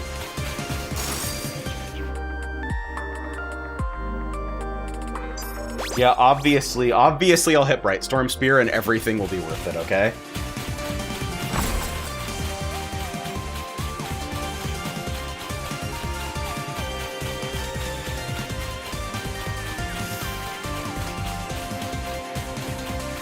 I'm gonna hit left-hand cast.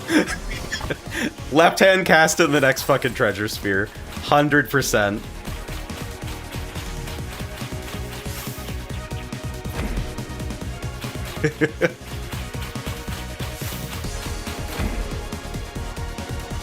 I can't even fucking hit her from this angle anymore.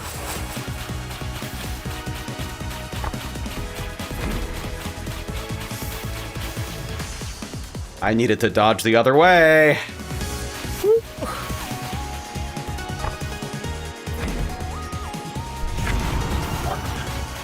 I could have defensived too. I'm just like too dumb.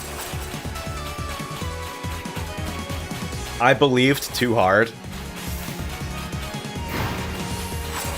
I was too based and too intelligent.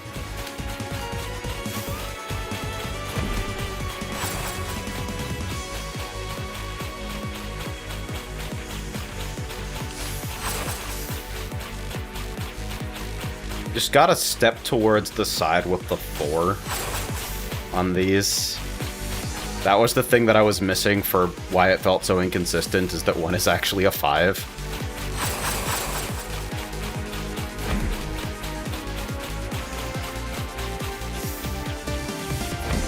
Yo!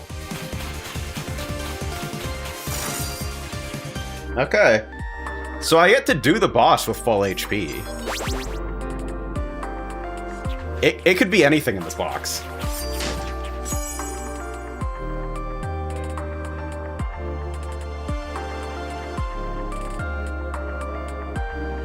This is bullying.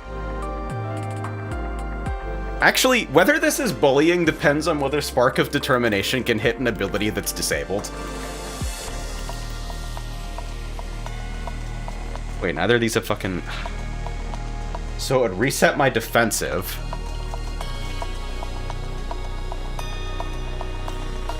Is that good? I think it almost provably doesn't do anything, but like... So Black Hole Charm also, like, it gives my defensive a 200 damage kicker.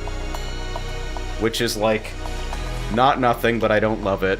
And then Emerald Chestplate means I probably survive until the next shop. I don't think I've ever had to make a choice like this.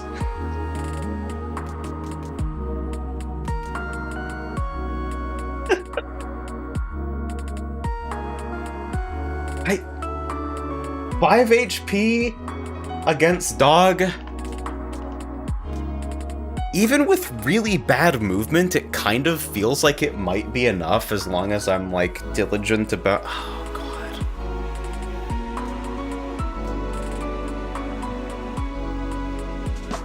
Need the movement from Spark.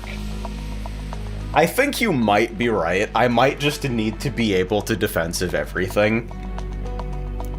And hey, if I later see some stupid shit like Nightstar Grimoire, this is the setup to be using it, you know?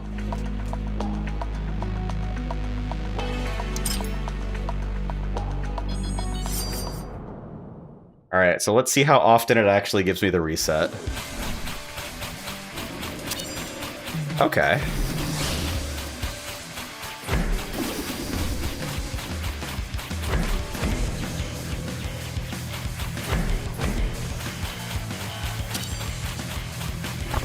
Yeah, fucking the 15% chance goes off once, and I'm like, okay, it will be exactly that fast every time. Obviously. This is how probabilities work.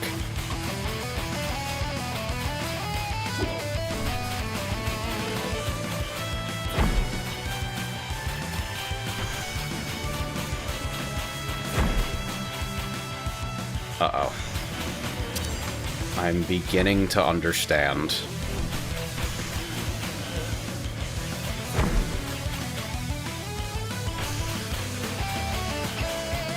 I love this guitar patch so much, man.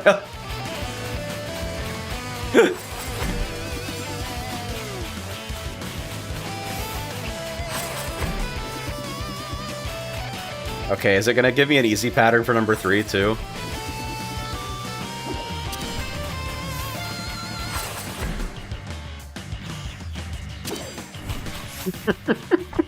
I don't know, man. This is scary.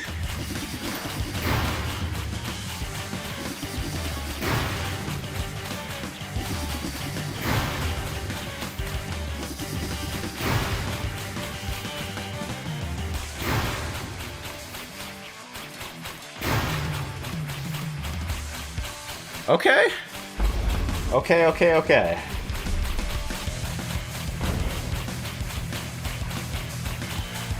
I believe dog is possible.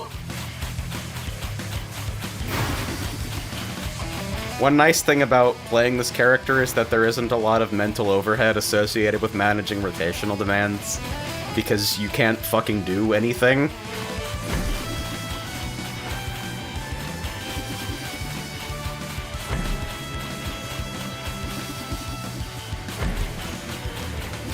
That downtime feels bad, though.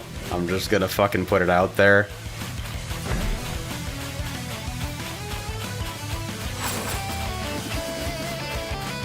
Yay, a highly constrained micro-dodge mechanic! My favorite, unironically.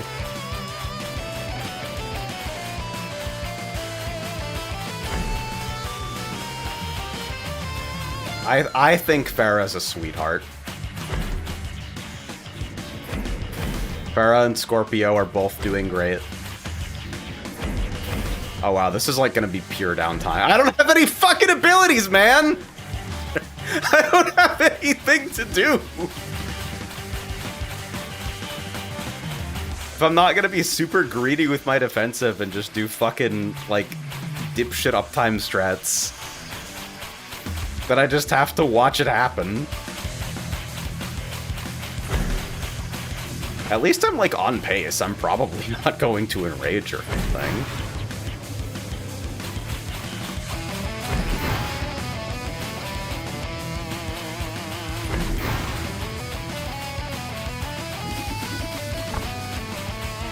Dude, I'm hitting the buttons so hard right now.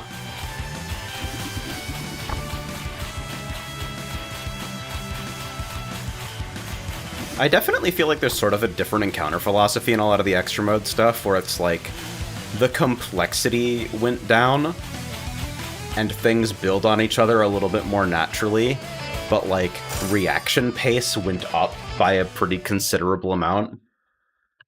Barring, like, stupid shit like, Maddie P1's first vertical knockback, which has just been unreactable on every difficulty forever. I'm holding the button, don't worry.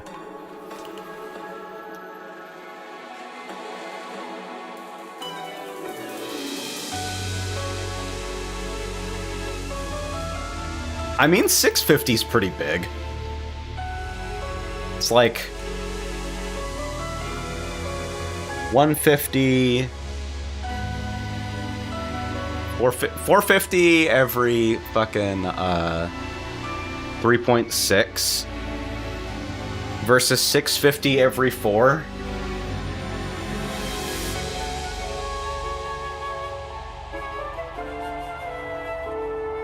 My favorite, but it does have a 2-second cooldown. It's 4 seconds. It's an up. It is absolutely an up, but like, kinda stings, to be honest. I think with the faster G... This is a movement buff, is what this actually is.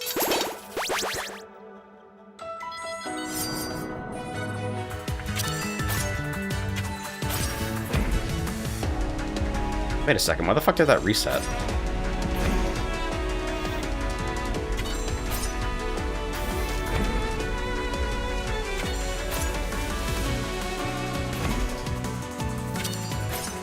Suddenly this... Huh?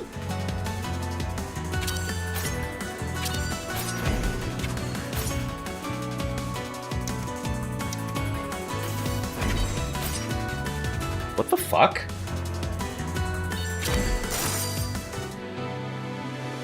Because defensive wasn't used yet, it is now the highest...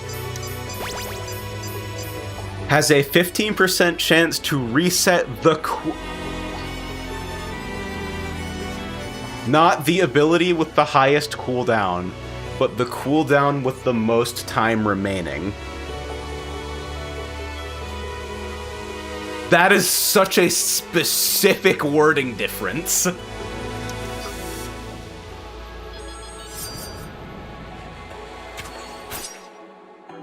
That is such fucking bullshit. That item became so much more interesting.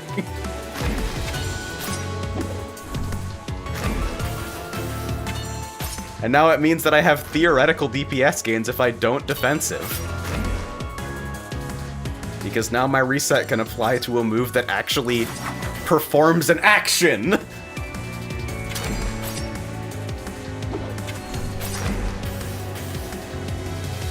I'm also fucking brutally bad at tracking these, as I'm sure you've noticed.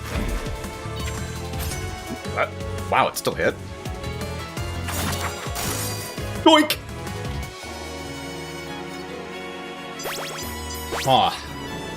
Okay, so fortunately Spell Manifest is, like, pretty much just pure, do you understand what the screen is asking you to do?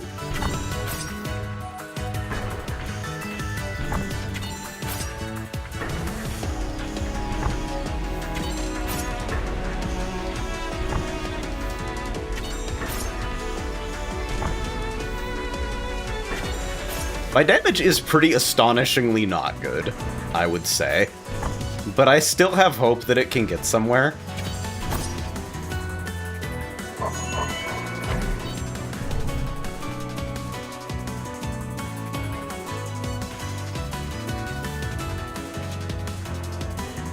For people who don't get this one, by the way, one is the real you, the rest are reflections, and you can tell by which one is actually moving in the direction that you hit on the stick. But while only the real you needs to remain safe, any hazards attached to the reflections are very much real.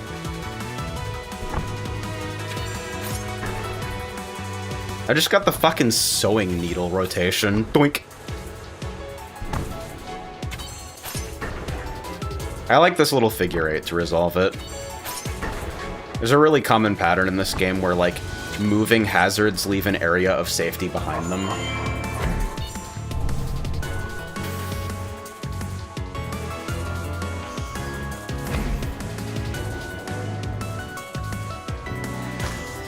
Yeah, this is gonna be the fucking Just lowest spell manifest ever recorded.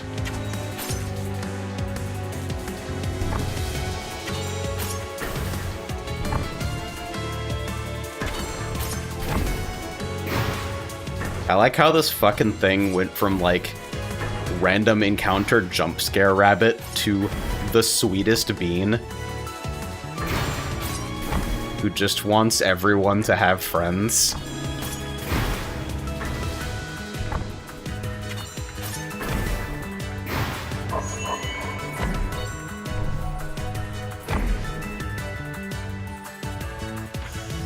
That's correct.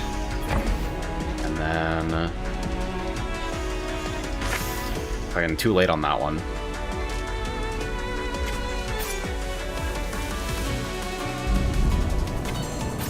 Uh-oh.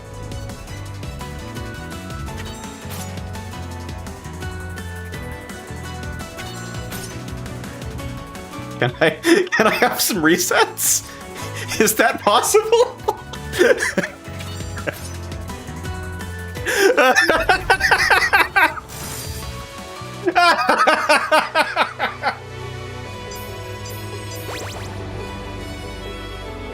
Oh no, dude.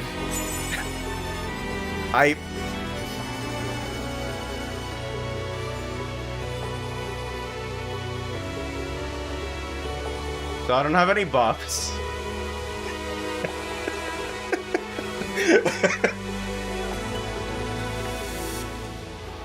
Crown of Storms at least offers some type of theoretical synergy. This is such a robustly bad character. It's so ineffective in a way that is so all-encompassing.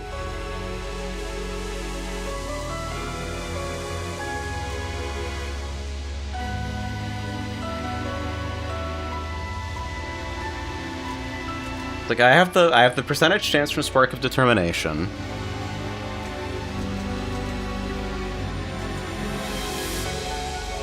%5 damage is looking unfortunately kind of compelling here.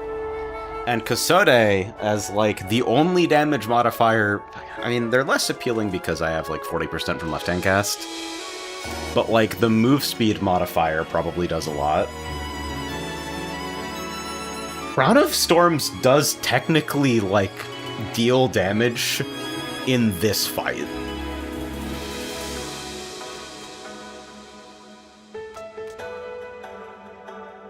Oh, it needs to be Crown of Storms because I need AoE. I don't have a special, and I don't have a secondary. And the next area...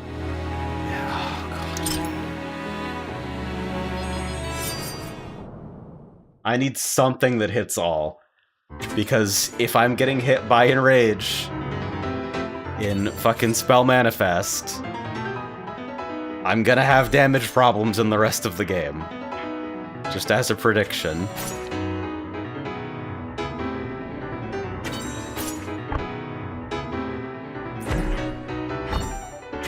Boink.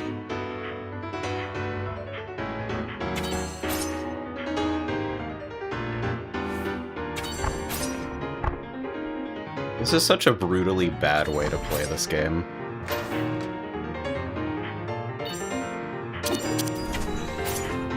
I don't know what the fuck I'm doing, by the way.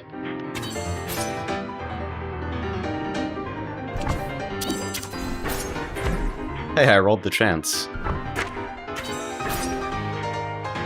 I really can't afford to be taking those types of hits right now.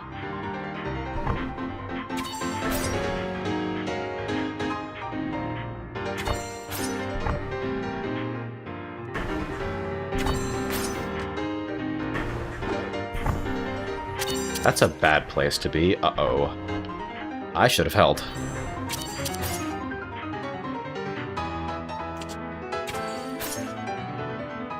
This does not bode well.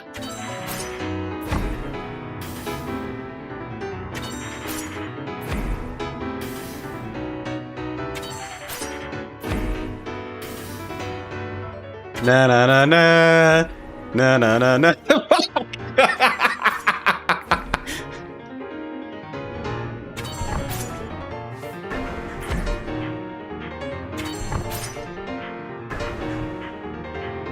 This is not good.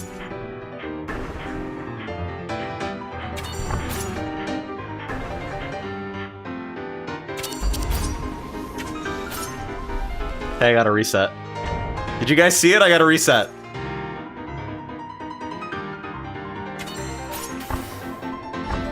Good.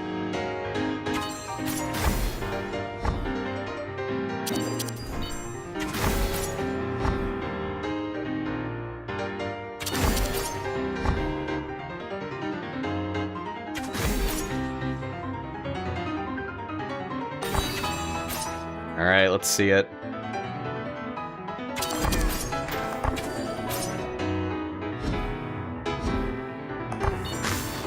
I was so patient. Did you fucking see how patient I was?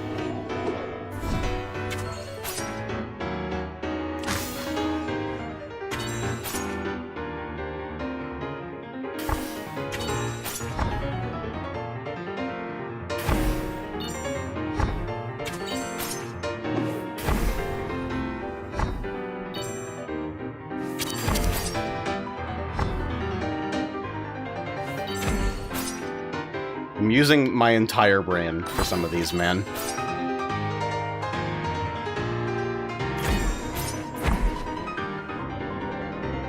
Late knockback.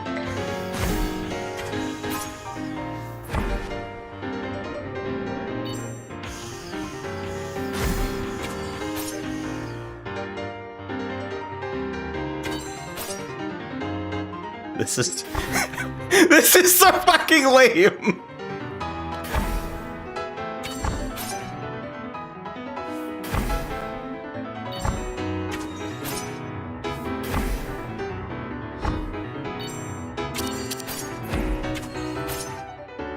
Hey, I gotta reset. Did you see?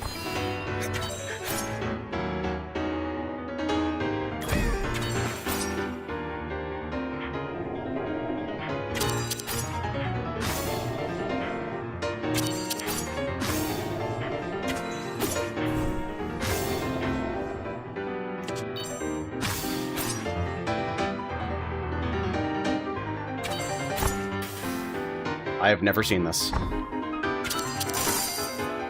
And I never will!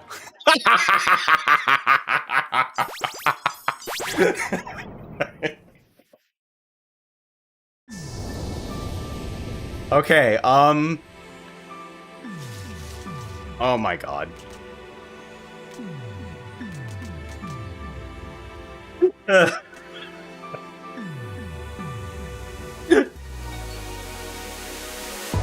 I think I enraged. I literally don't think there's any way to do it.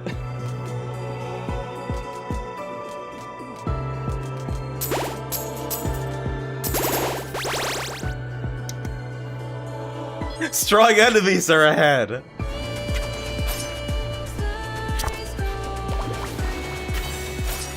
Can you fucking imagine what I would need to see to be able to do this?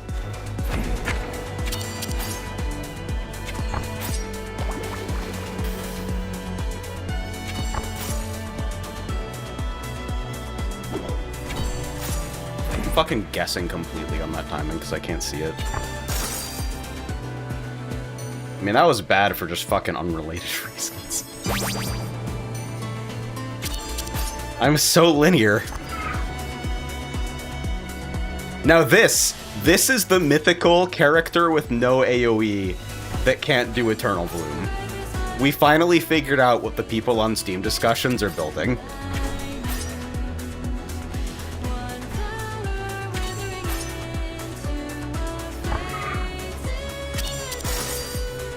I got a proc, did you guys see it? Okay, here goes! It missed?!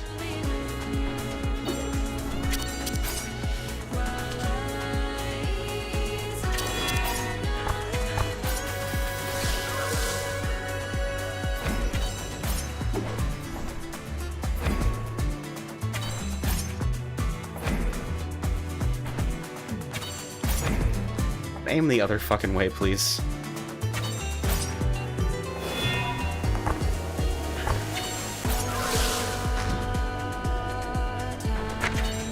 Jesus, I gotta fucking step in, yeah.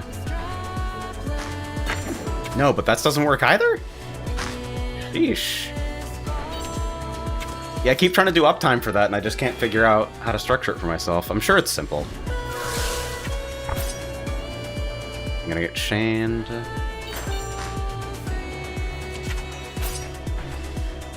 That's not good.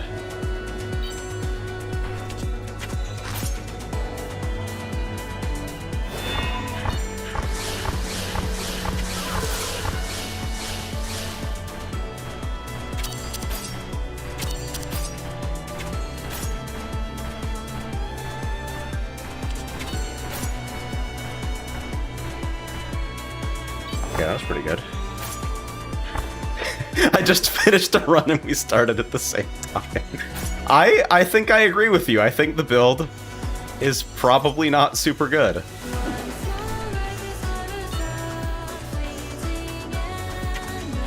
Fucking freezing up and not hitting my one button because I wanted to double check rotations. I'm just gonna do it downtime. I know I can't afford to, but I like have to. Oh, except I fucking fucked up downtime. Oh my god. I'm just the worst player in the world, I guess.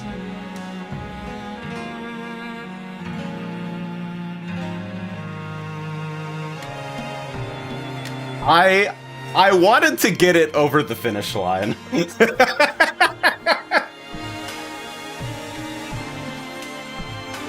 What did Tone play?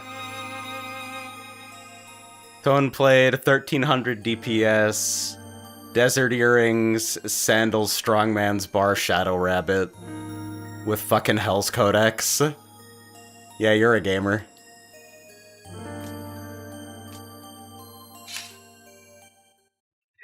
I'm gonna step away for just a minute or two. I'll be right back, but I think I need to breathe a little bit after that one. Okay, I also have to do the same combo. Give me reasons we should be complete. You should be with them, I can't compete. You looked at me like I was someone else. Can't you see?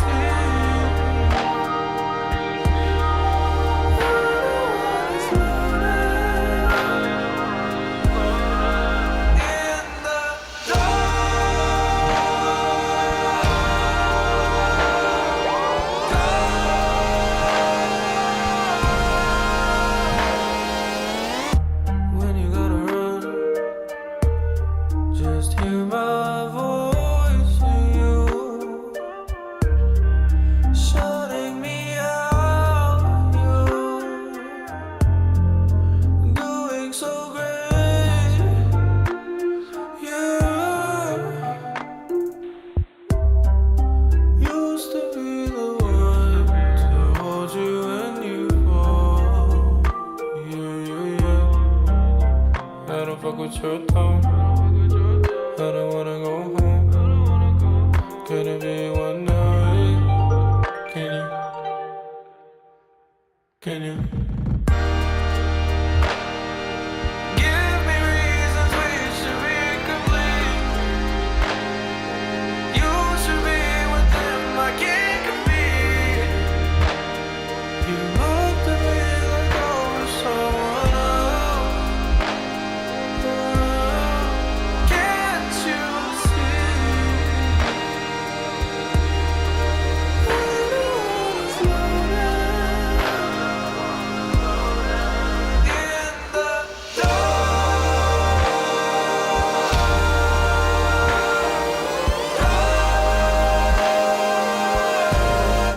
Okay, do I get to play a defender run now?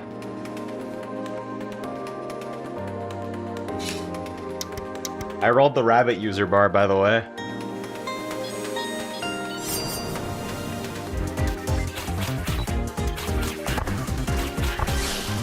Okay, this is the time I figure it out, for real.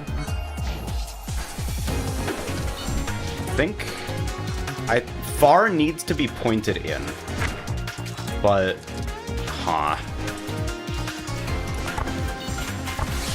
Like, I just committed to doing that one fully with, like, just no fucks about damage, just movement, and still, the butterfly baits are tough, man. Probably it's just, like, it's one of those things that wasn't really in the design language of the game before, and, like, the way the mechanic looks does a lot less to tell you how it's resolved. Fucking first item, Ghost Spear, man. Yokai Bracelet is bigly, right? That's like... 90 times 3 is literally like significantly more damage than my secondary was doing, than my primary was doing with the fucking right-hand cast build. Let's do it. The last run I won had fucking proc chances out the ass, it's fine.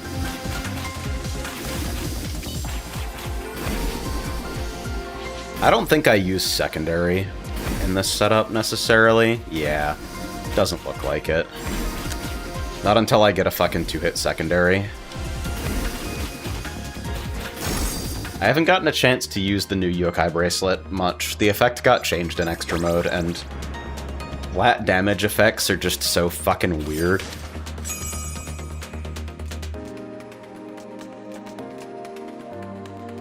The Siren Call of Unsacred Pendant.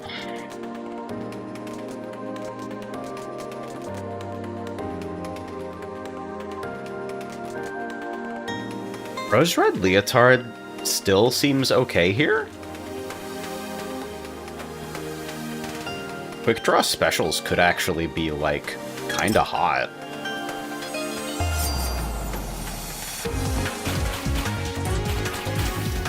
Big movement lock associated with them, of course, but...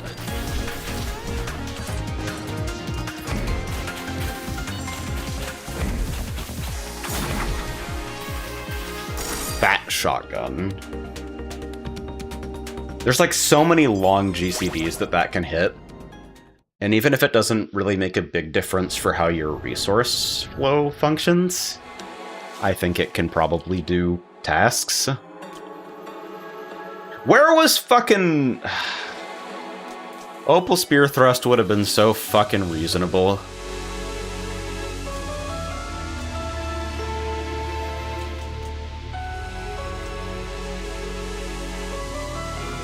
Of these, I'm probably the least likely to replace Opal Sac... Oh, I can double upgrade here, actually. Yeah, let's skip the regen pot and try the double upgrade.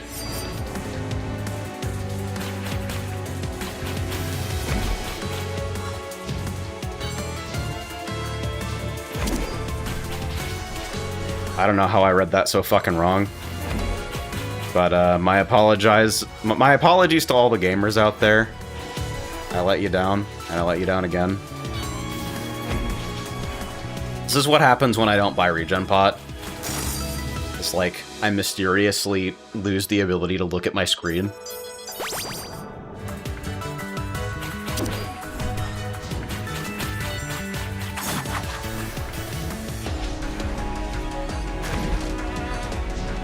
Oh wow, it's so easy now that I have a secondary. Imagine that.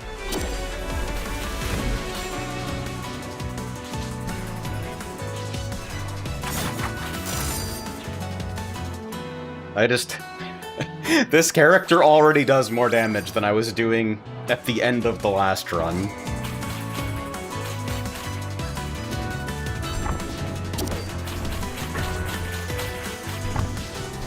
Poke.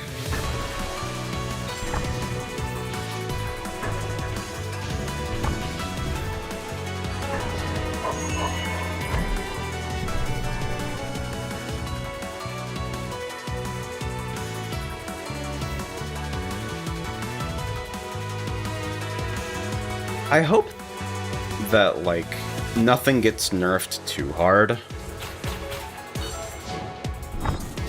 So I think Mino has talked about wanting to let things cook a little bit in terms of, like, the next balance fix, separate from just, like, hotfixing things that straightforwardly are not working as designed at all.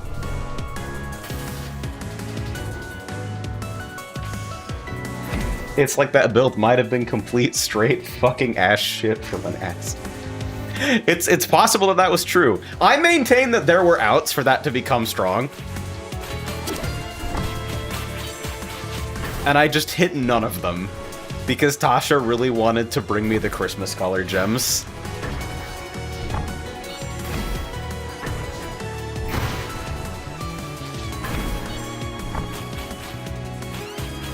And like, bless her, she's trying her best, but fucking dogs are colorblind, man. This is correct, I think. And then I'm on top right now, and I need to be low. Nice! Okay, I'm fucking figuring that out.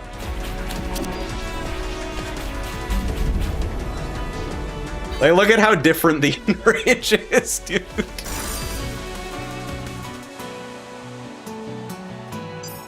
It's like when you click on items that are good and you click on upgrades that are good, the character, like, does things.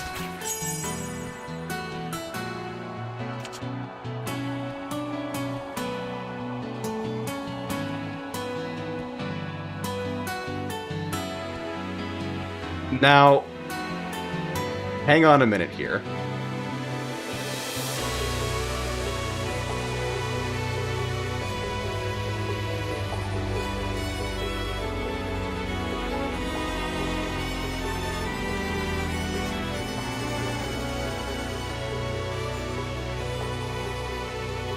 What if I fucking take it?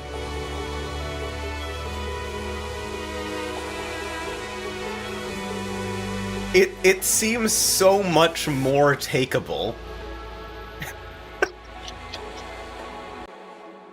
No, really? No, I think it might be okay.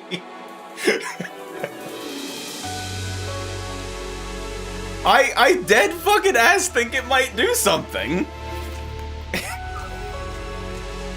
Damaging debuffs, okay. Yokai Bracelet, 90 damage spark. Is probably pretty good. That's gonna be so fucking funny in Butterflies.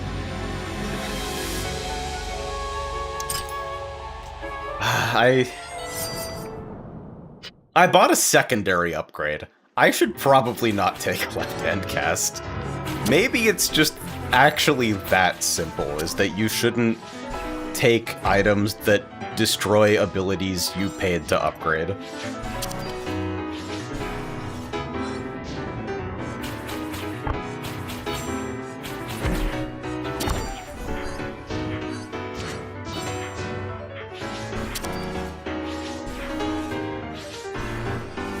So now I think I want to keep a charge of special pooled to reapply the spark, which is fortunately really easy to do because I'm playing Defender. Wait, can you just do this dodge completely static this way every time? Yeah, it doesn't fucking matter which way they're going. God damn it. God damn it!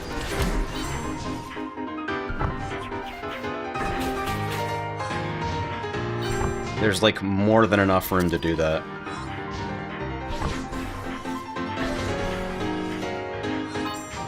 I'm trying not to do the middle dodge every time because I'm trying to, like, not hog that spot in multiplayer, where it's, like, overwhelmingly the easiest.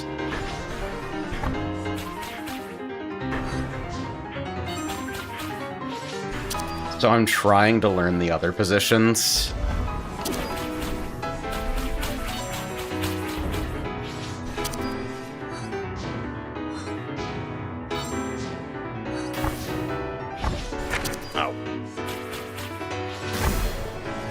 A dream that Ring Racer's got a physical Switch 2 release. Nah, we're too radical for the Switch 2. And also the Switch 2 probably literally still isn't strong enough to run Ring Racers at a good frame rate.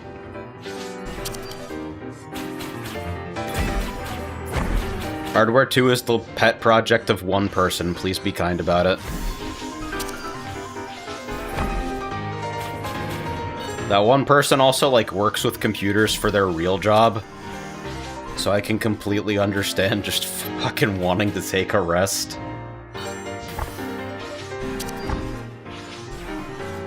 Actually, play games about going to fucking war.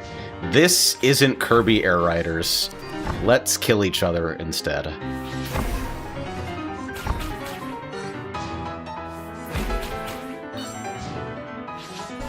That fucking panel's an all-timer, man.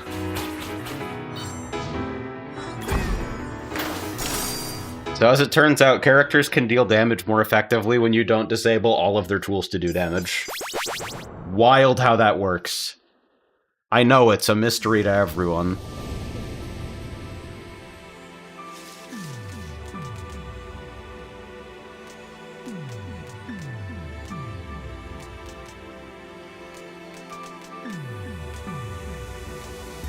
I mean, it could be Opal Primary. Like, fuck it, man. Sure.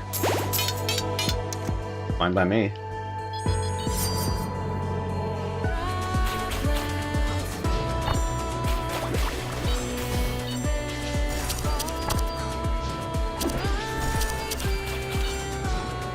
Ah! AoE!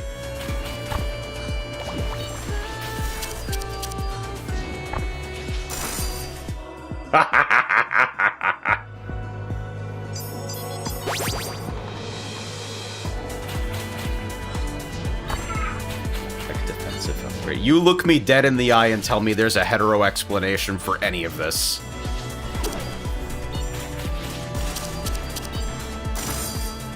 Yeah! Recruiting folks to the polycule. One of them will work on the little background. I took run ahead as far as I know how to take it, and I hope it doesn't seem like I just dumped it off.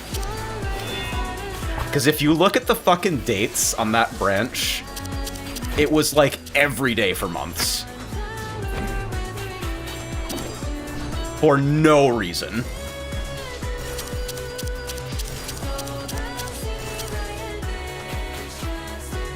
Yeah, damage, by the way.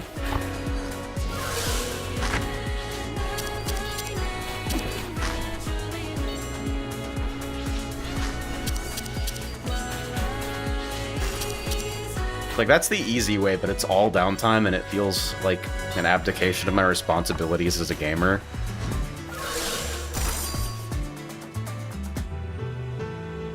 Still, life is better.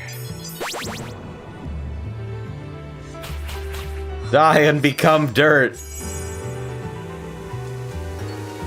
Okay, Black Wakizashi is danger. Bladed Cloak kinda hot, Snow Boots kinda hot. Wait, Snow Boots freeze with fucking yokai. Ooh. Like, Bladed Cloak is good. But, like...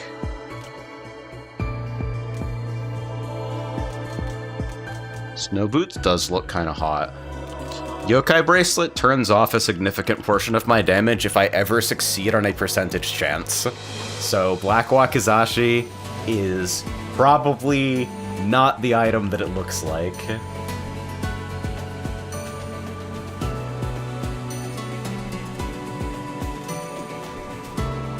Let's try Snow Boots, man.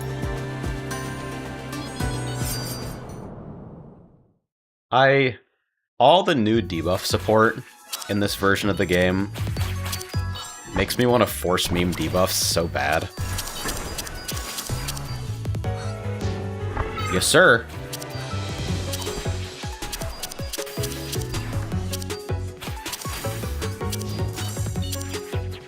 So I think Snow Boots are working. Great news for winter enjoyers. I can't keep up with this. Yeah, I mean, honestly, not your fault. It's like a spec problem. Just a bad matchup.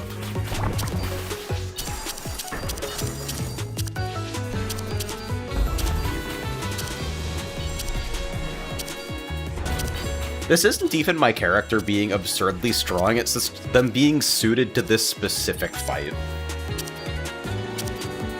Oh hey, I'm still considered staying still. So I managed to get 2 extra stacks before she came on screen.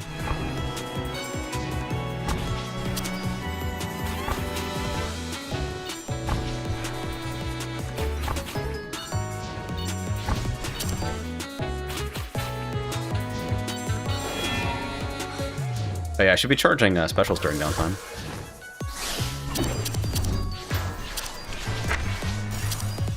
I was wondering if Quick Draw Special would just fucking end the entire phase. Evidently not quiet.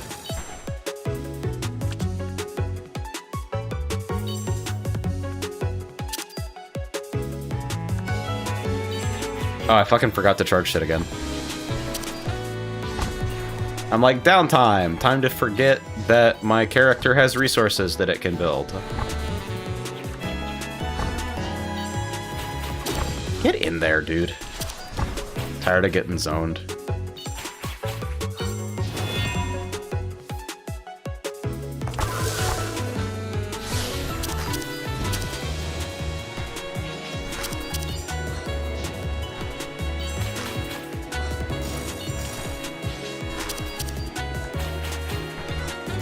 I think this is also a dipshit solve, but, like, it's probably fine.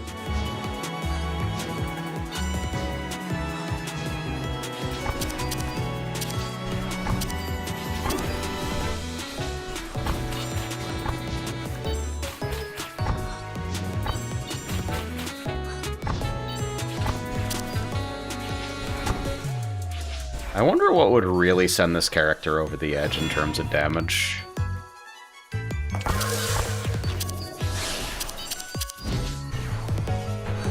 Die and become dirt.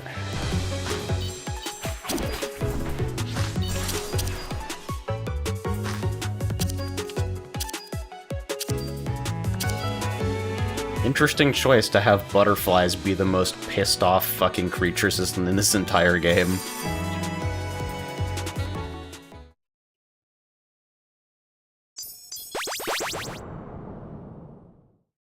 Welcome back to Dark House Depths. Would you like to go see a dog? You're doing better this time. I appreciate it.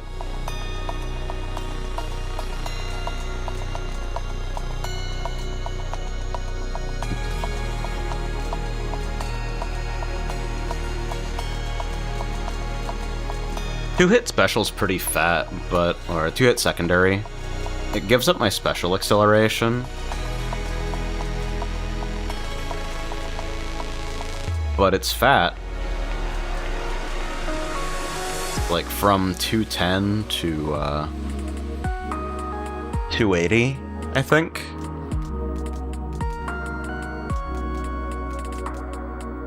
And it does make it ranged again, so I don't get fucking zoned by everything.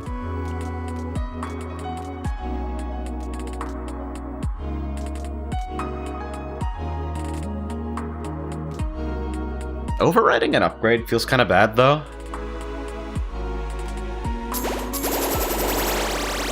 Like, what if I just did that?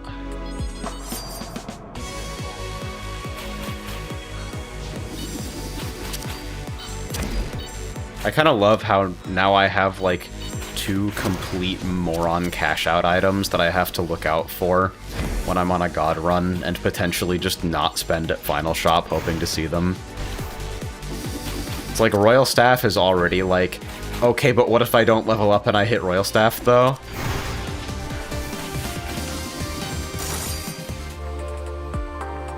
But then Queen's Crown, like the new effect, become luckier when you have 20 gold and become significantly luckier when you have 50 gold. Like, oh, this is just irresponsible game design.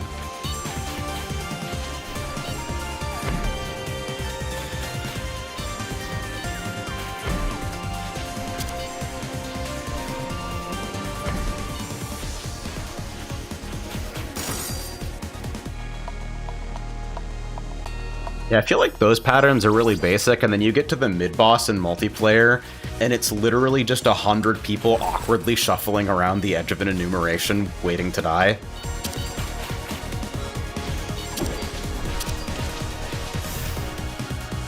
I didn't mean to use the extra one. Alright, let's try to be a real gamer and keep up Spark this time.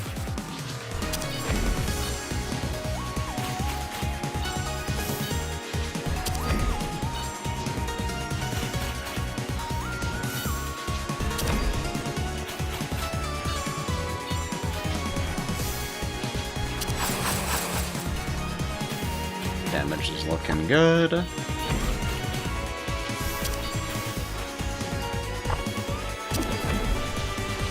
I'm just gonna simplify things for myself and do that, yeah. Got like no boots value and still got hit.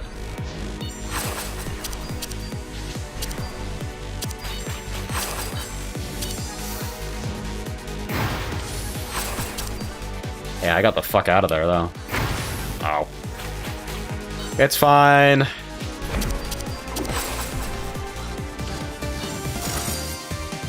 It's fine.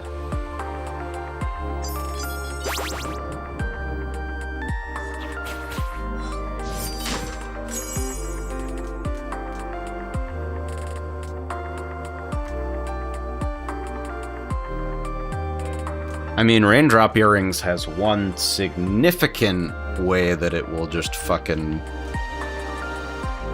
blow everything to smithereens. I'm usually pretty jazzed about the 20% from Granite Skin, but when you're already as slow as Defender, it feels a little bit bad, and then Feathered Overcoat is just, like, actively an item that kills me every time I buy it. Yeah, man, let's do Raindrop Earrings. What if I fucking see Emerald Special? What if it happens? Well, I have to be careful not to move until I have a charge stocked.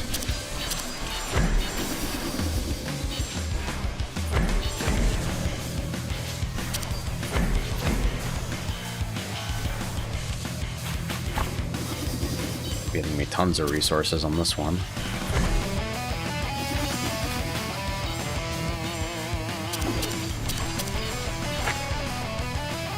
Okay, so I got to the part where you do quick draw, Raindrop Earring, special spam, but then forgot the part where you still have to fucking dodge. Lunar's gonna kick my ass when I eventually get there. Oh, Jesus, I'm so slow.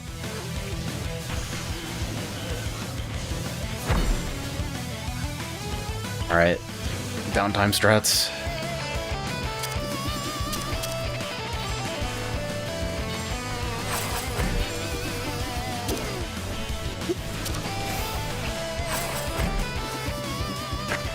Oh, really? I thought for sure.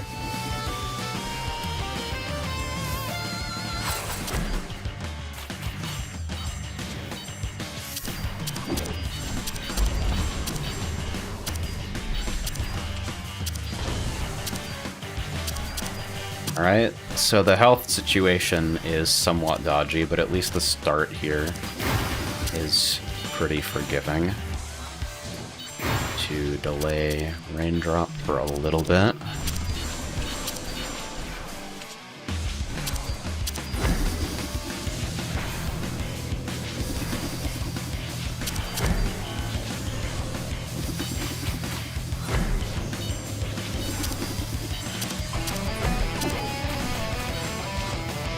Missed an opportunity on Raindrop.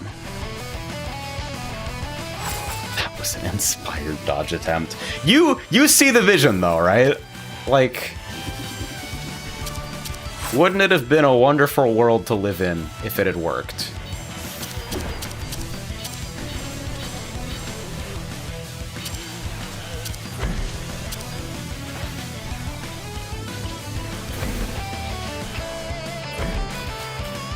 Defender was successfully designed to feel overwhelmingly heavy.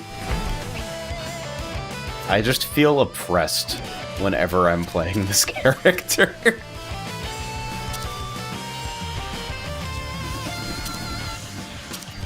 It's like you have so many ways to like deal nuclear bomb damage. And none of them will make you faster than, like, the honey running down the side of the bottle.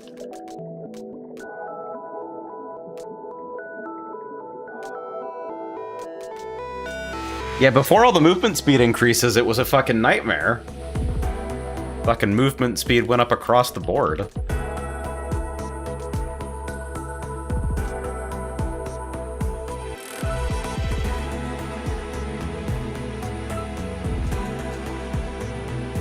Feels a little bit bad to click on Ruby Spear Thrust here.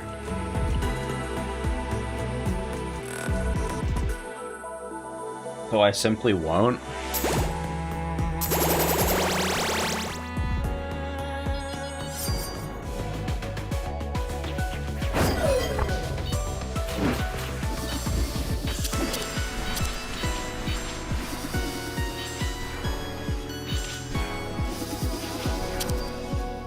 Just gonna make buildcraft choices that make me happy with the character that I make.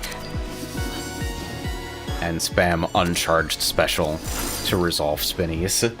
Uncharged secondary. Fucking... how to say words.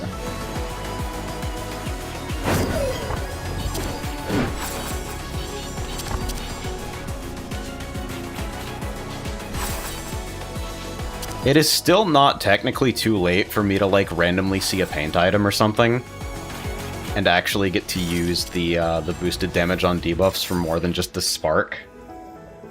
Although the spark is pretty nice to have here, I gotta say.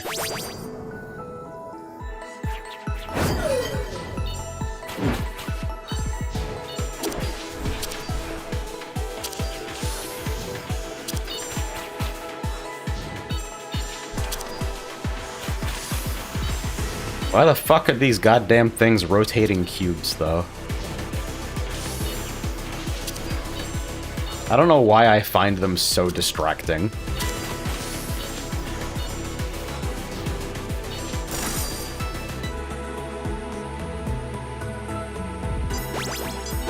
Ice was so funny for Defender. The first attack in mid-boss was impossible for her to do because she was too slow. God, that attack is so fucking tight. Huh. So that's Tornado Staff.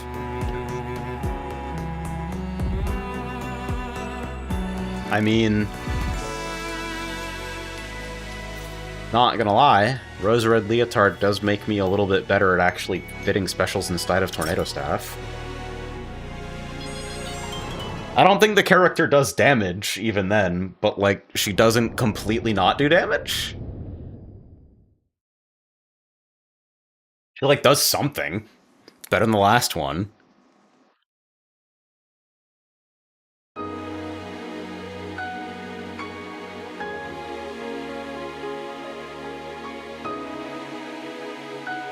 Like, I don't know, maybe I'm underrating Tornado Staff and it's huge.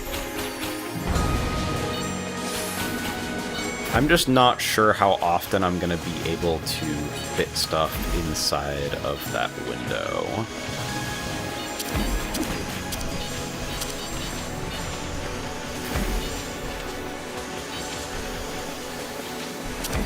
I do get a decent amount. Oh, it's gonna be up a lot with the knockbacks, I guess. Oh shit. But I have train-wrecked fucking earrings again. I'm so bad with earrings, I always activate it in the wrong order.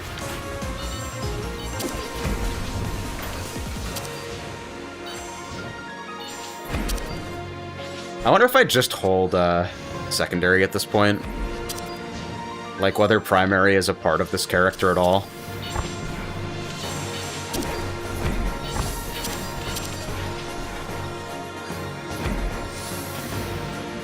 Certainly makes it easier. I don't know whether that means it's correct.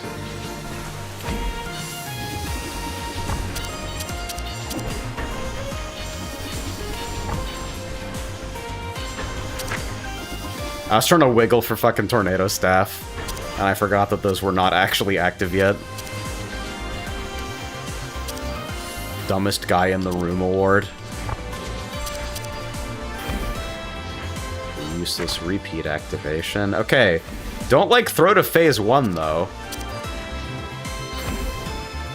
Like, I know you want to play the character well, but, like, maybe don't lose? If possible?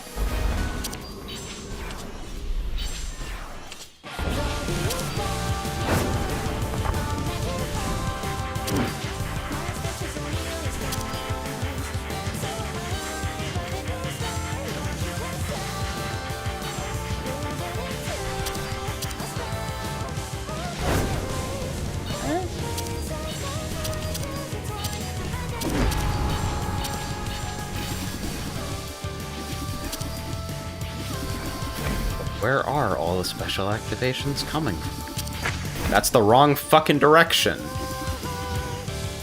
Okay. Suddenly this became significantly more dangerous than it needed to be.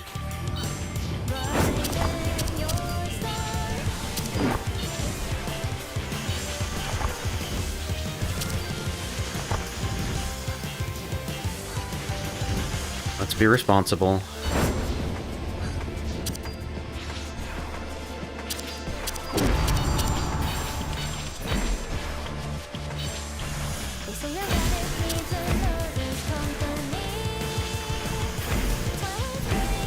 At least the non-spells here are, like, pretty relaxed.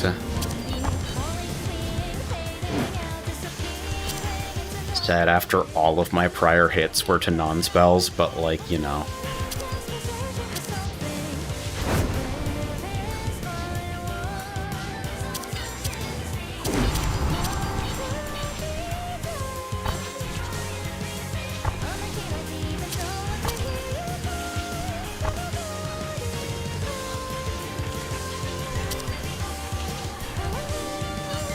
Okay, should be the last phase.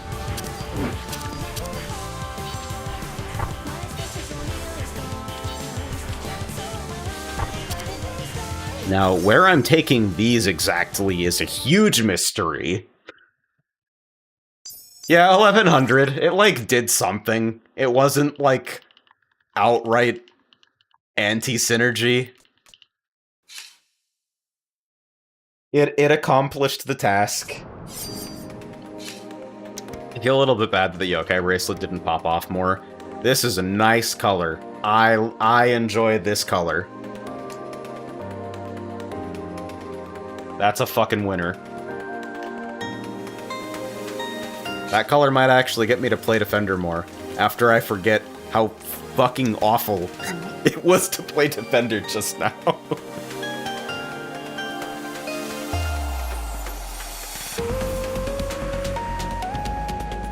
God, I'm gonna have to do the Magilocks at some point, and I kind of have no plan or strategy for those other than to get really strong.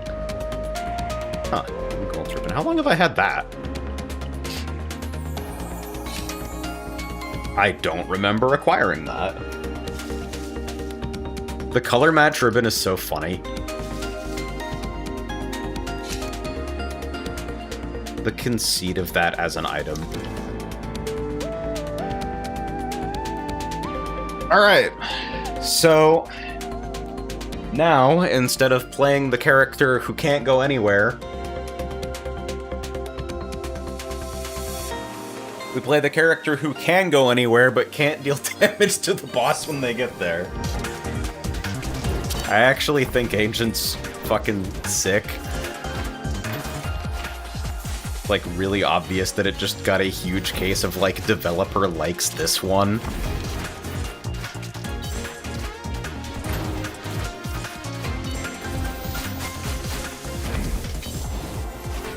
I am occasionally a bit disappointed how, like, actually microing the pet stops becoming relevant early into the run.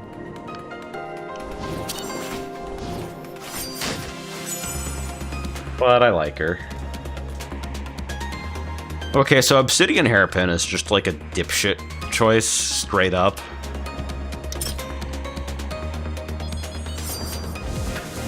It's just like big boy dumb. And there are so many ways to make it even dumber.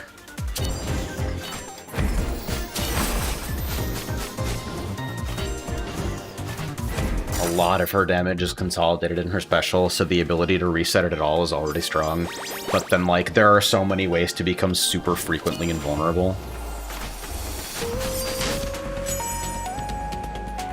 So, of course, Hexed Blindfold arrives on the scene. Of course. Naturally. Don't hate Haunted Gloves. Raven's Dagger kind of big. But, like...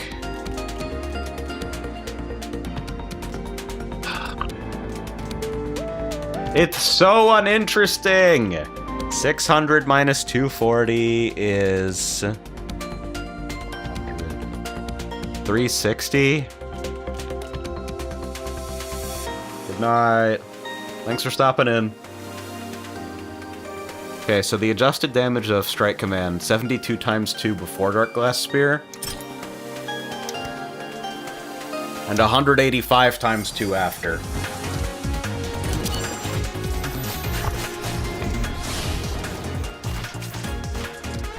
God said I get to have an easy one.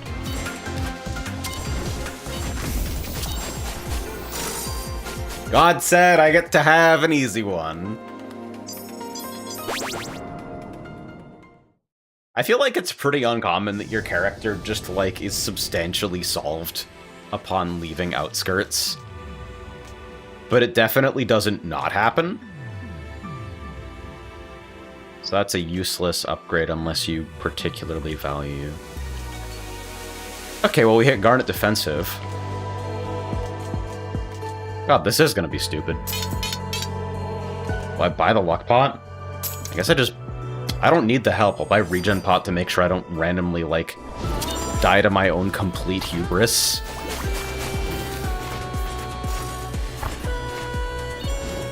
Oh shit, I don't know how to direct my pet in the ads, though.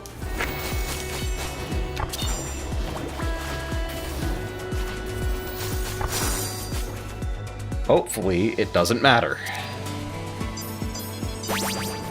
I've just never had to solve that specific problem on this character before because it's literally the first time I have ever played her in Extra. I probably have to leave it in Follow. Do I have time? I don't have time to do that cross, dang. So I have to actually go down the lane.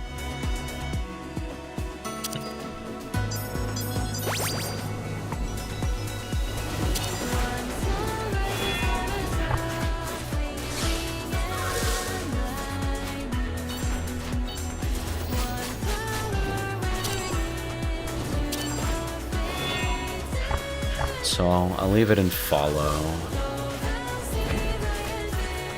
Just for that. Sheesh.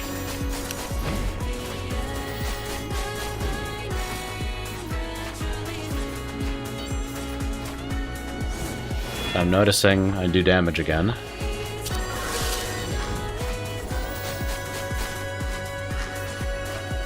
Yeah, that's like, I'm specifically baiting it into my own safe spot with that. So that can't be right.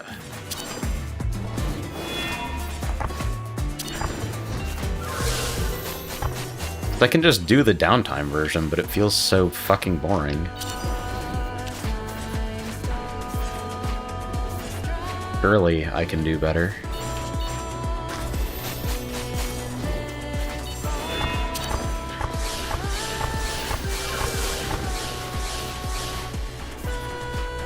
I wonder if these have, like, damage resistance.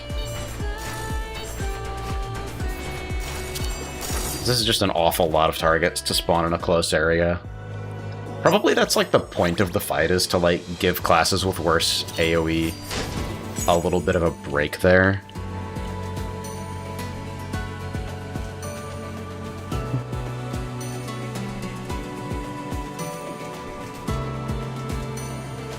Fire Skill Corset does have some pretty significant ways to get fucked up, but it reduces my primary damage from Dark Glass, and it's also, like, sealing away a pretty major tool.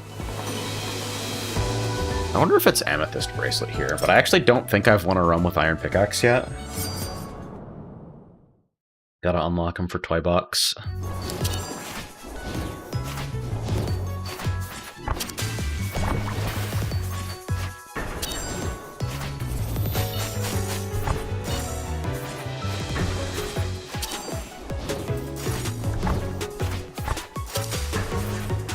Yeah, just gotta keep, like, pooled secondary charges or something.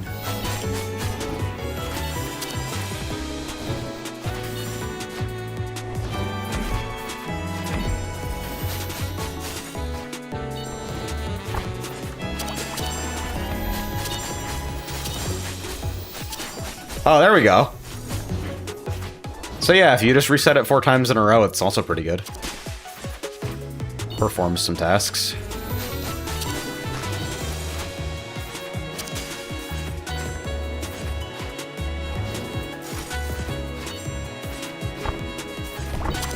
He's donezo now.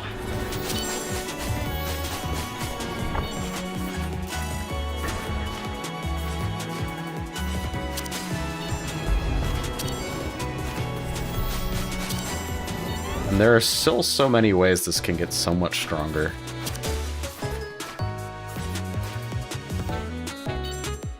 Since Ancient is the last of the base game rabbits, this might be my last for the night. And then I think in terms of extra, I don't know if Shadow is gonna take me particularly long, but Grenadier definitely might. My Grenadier is terrible. I think she might be the new hardest.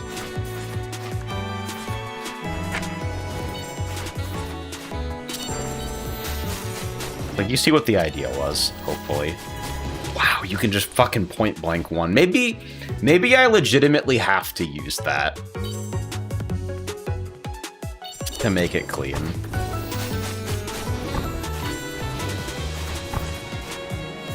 It's like, that point blanking is not a fucking bug. That has survived so many hotfixes.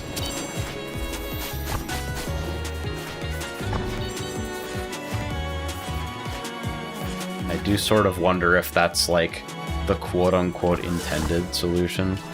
Emerald Special on Shadow is so good. I think Shadow might be like the strongest overall. I swear this used to work for me. Maybe it's just like character movement speeds that broke it.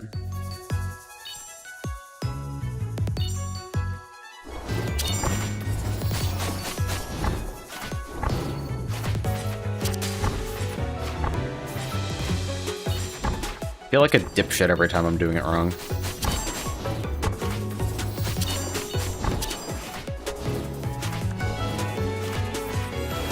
Maybe I could try to step up to Lunar and just see how the Lunar version goes. Because I definitely feel like I had a better understanding of some mechanics on hard after seeing the... Fuck, that's bad. After seeing the additional constraint that gets added in Lunar and going like, oh, okay, so you're supposed to solve it like this. Because, like, the extra constraint gave it a little bit more structure.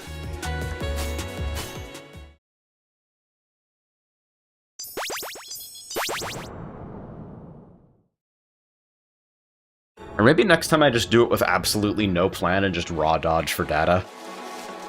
I've got healing. Thanks for your help.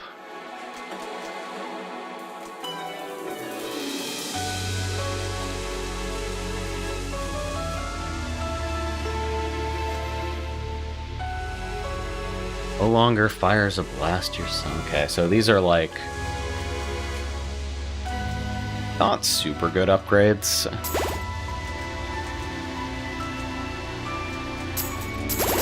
Maybe I just take Special Pot and level up. Just relax and have a good time.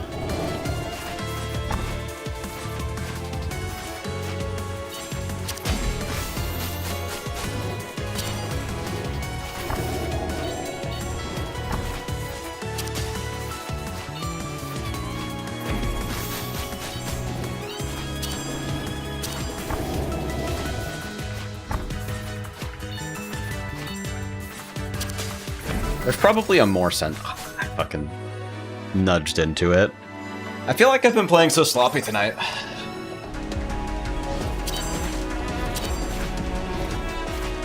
Then again, I'm kind of used to my own standard of play in the base game. Like, obviously I'm gonna play worse in the new stuff for a while.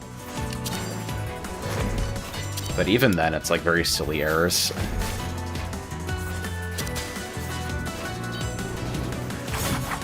My ass at the start of the stream, your hobbies are not a sport. my ass at the end of the stream. If I miss a Spark application a single time, I will kill myself. RPG.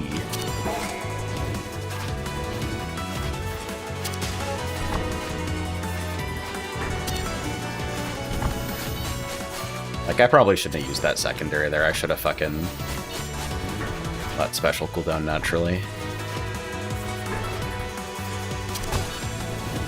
Like, using things on cooldown like a dipshit is, like, often considerably worse than trying to think about your ability usage a bit.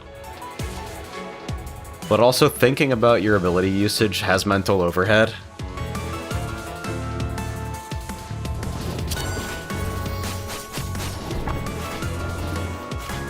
I am fascinated by the buttonhold discourse still, if you couldn't tell.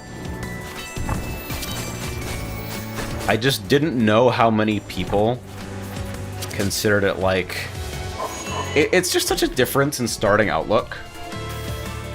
People were making posts on the forums like, well, this is really unfair to build with fast OGCDs. I used to be able to just hold it down and use the OGCD on time, but now I'm not using it instantly, so the build doesn't work. It's like, oh, people just had completely different expectations about, like, what skills are worth testing.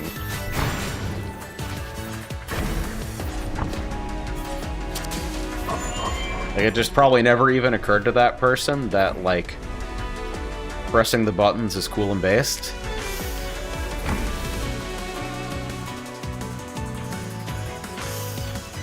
Yeah, I can probably improve the consistency of that for me by a lot by just making sure to return to the center after first colors. Okay, but what if I got every fucking proc? What then?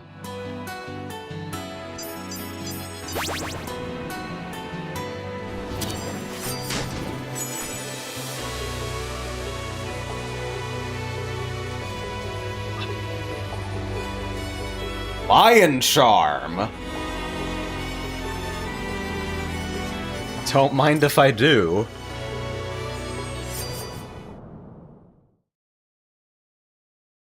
I think the funniest...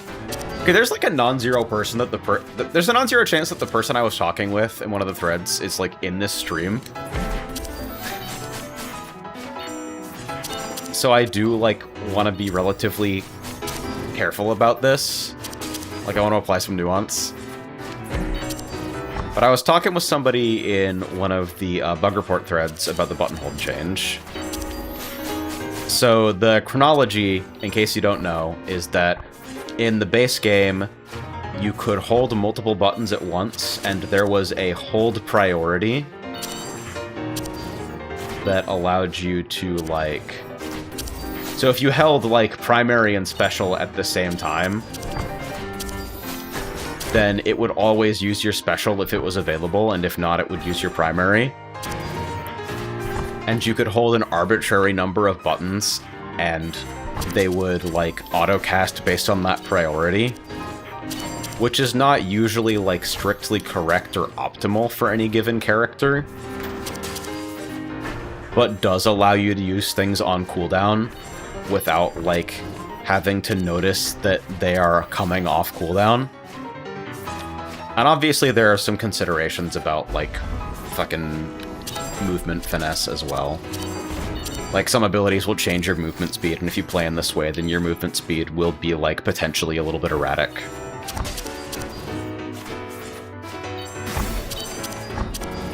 And I personally thought that it was a little bit silly that you could do this, because a lot of classes clearly had, like, oh, react to this fast proc on my filler ability as, like, one of the foundational skills. So I was pleased to see in extra mode that there was a input change that made it so you could no longer hold more than one ability at once. So you could no longer play, like, the entirety of your character on autopilot. Shit, didn't make it down in time. But you could, like, auto-cast a single GCD. You could easily buffer it without having to lift the input on, like, your filler ability. And a lot of people became extremely upset by that change, apparently. And so it got reverted in one of the first hotfixes. And pre-reversion, I was in one of the threads reporting that change as a bug. This is a horribly long preamble. I know this is a dogshit way to tell a story, sorry. And somebody is like... I make my thoughts known, of course. Whenever people are like, oh, I hate this mechanic, I hate that mechanic. I always have the need to, like, hey, not trying to rage bait, just making sure the developer can see all relevant feedback, because people who are happy with things don't usually say anything. I like the change. I thought this was a stupid strategy, and it was too strong and reduced my enjoyment of certain classes, and I'm having more fun without it. Thanks for your consideration or ignorance or whatever. Fucking just data. Fucking developers are gonna make the choices that they make. And somebody in that thread ats me back into the thread with, name one class besides Dancer or Ancient that this affects.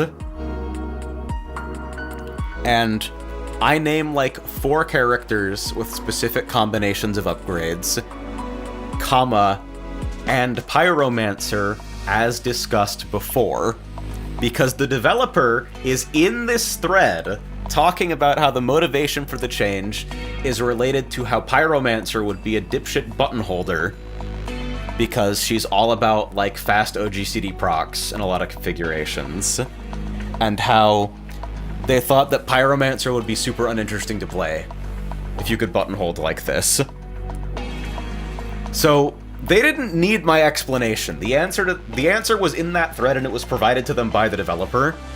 But I provided it anyway because, like, yes, of course it affects more things than those classes. Not that that's like an argument for anything, but like it seems intuitively obvious that this is an input parser change that affects the game. And I post that, and half an hour later, they at me back into the thread again with, explain how.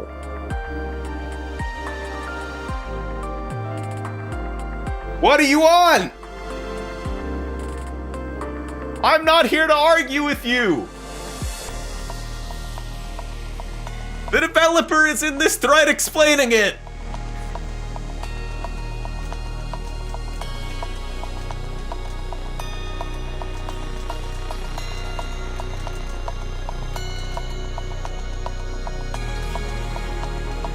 Is Opal Defensive more fucked up than this?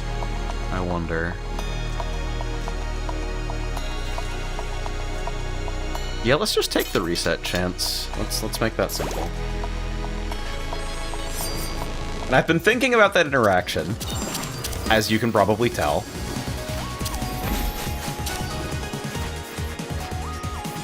Because I wanted to fucking figure out why this person needed me to explain it.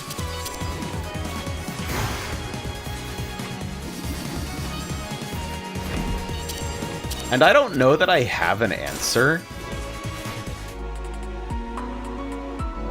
I sort of just think that, like, in any matter relating to difficulty,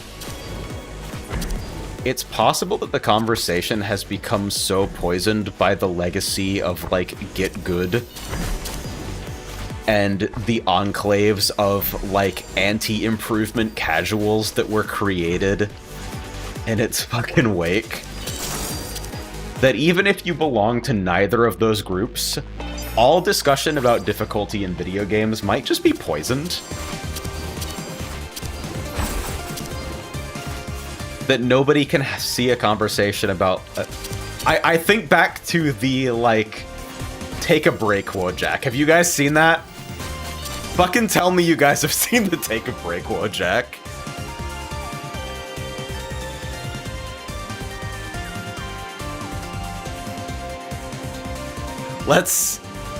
Let's go get this image.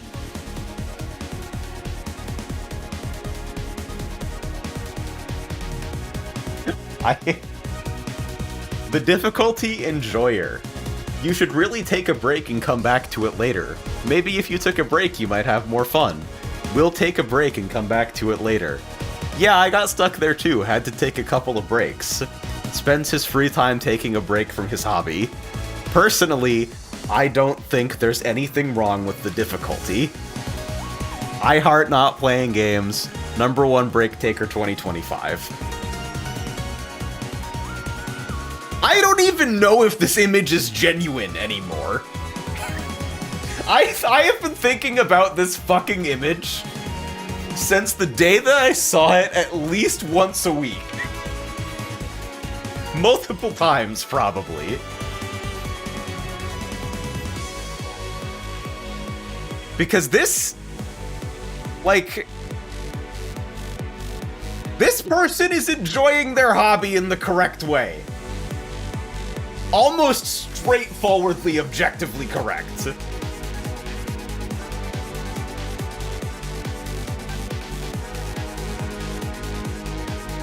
The existence of this, I think people feel judged. People struggle, and they get frustrated, and they see people not struggling. Or worse, they see people struggling and not getting frustrated. And I think on some level, people feel kind of judged by that. It's like, if you were based and intelligent like I was, of course you would be pissed off.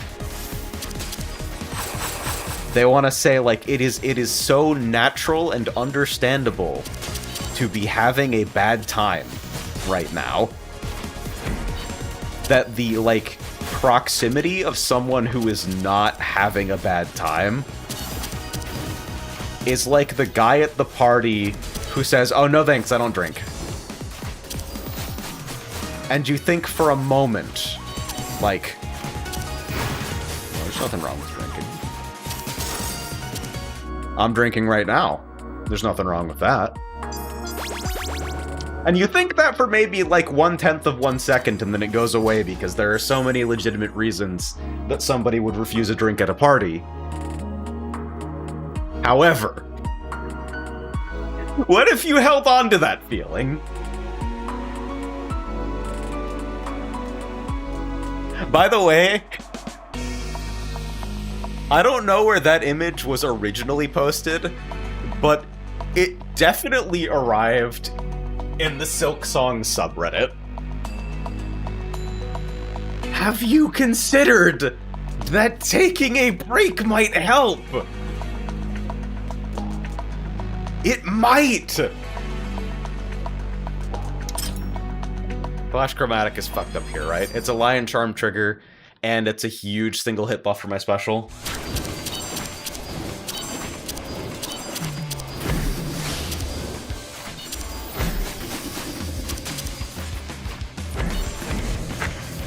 Shit, I fucking misunderstood where I was getting knocked.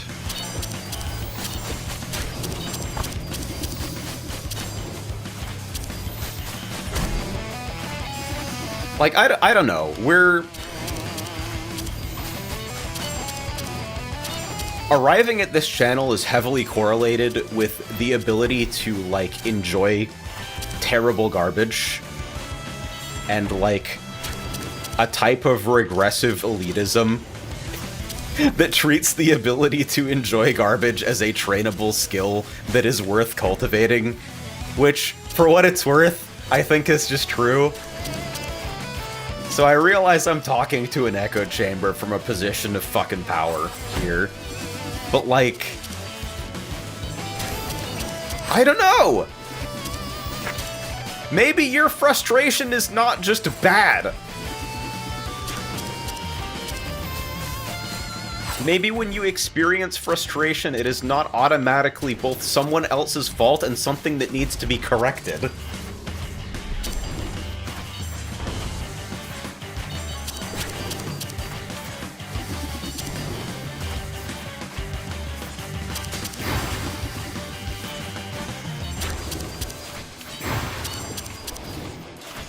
I had a horrible time with getting over it, for some reasons that I think are mostly related to what I was carrying around at the time. My complaint was never about the premise of frustration being a fucking emotion worth exploring.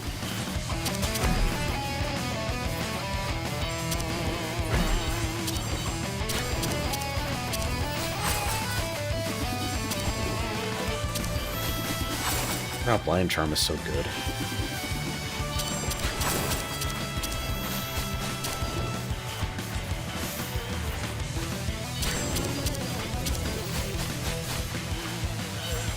I'm really hoping I can hit, like, a completely fucked up special upgrade from the next shot.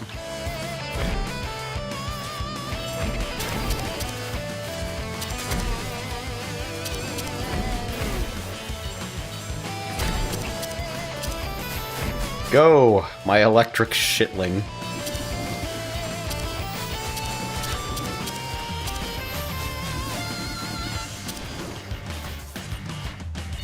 Like, I could never figure out how to fucking make the anvil jump consistent. Small cat? I mean, sure. I'm here for it. I could never figure out how to make the anvil jump consistent, and a bunch of things are just like, god damn it, no matter how many times I do it, feels like the exact same thing. It just functions differently. This is the one that can no longer be reset, dang.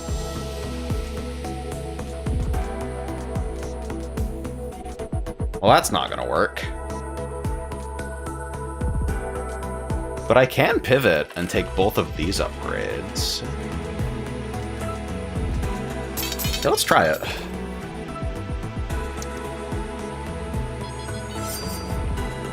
Because Obsidian Hairpin honestly wasn't doing that much for me here. I'm sort of interested to see how this goes.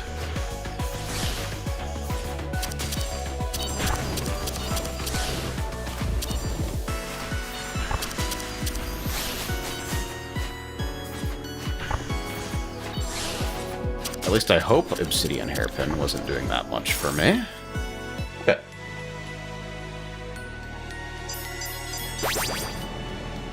Same image as the typical Tangier image, but with the tin. The bottle.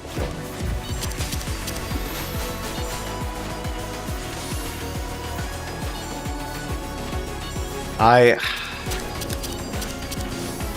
forget who said it, but like, difficulty is a flavor, man. There's something you might have the taste for and you might not.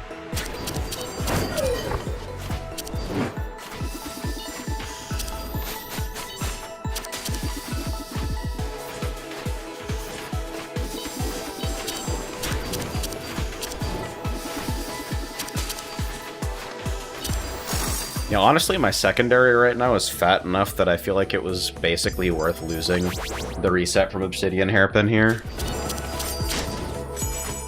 Plus, I get an extra boost to primary damage.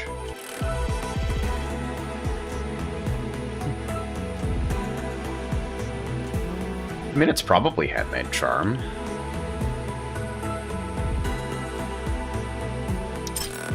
I think the magnitude of paint debuffs got fixed, but it's still like an 8-second Lion Charm trigger, and like, if it can fucking apply Curse, then good enough for me. If I may take the floor to complain, always. I kinda hate how get good as a thought-terminating cliche has kinda led to people not understanding how to actually get better at video games. I think games are a fantastic place to, like, they're a safe space to experiment with synthetic challenge. Challenges that have no consequence, that are often, like, intended for you to eventually overcome them. And in that way, differ greatly from challenges you might experience in other places in your life, where, like, ultimately after you purchase the door, no one really cares whether you can or can't actually hang it. Just ask me how I know that one. So, if there were ever a space for grappling with, like, the frustration and, like... Do I get to say meta-challenge here and, like, have people understand what I mean? The meta-challenge of improvement. Figuring out how to get good at getting good at things. How to structure and pace and model the task of improvement so that it becomes more natural, more fun, more effective. Games are such a good space for that.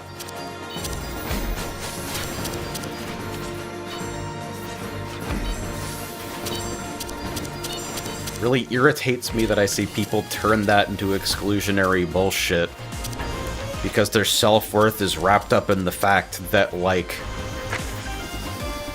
they have a fucking predisposition towards the hand-eye coordination and were brought up in an environment that included more exposure to video games that allows them to fucking easily do things that other people find difficult.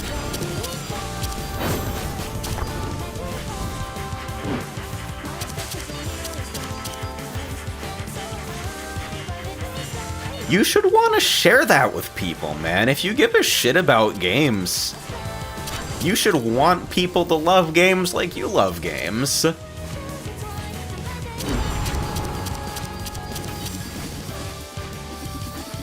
Understandable, Lapskeeg.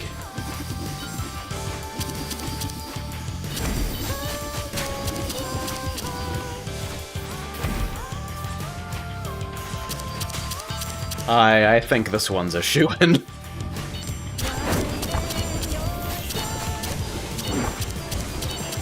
You look at all those fucking Lion Chart activations, what the fuck? Look at that! Yes!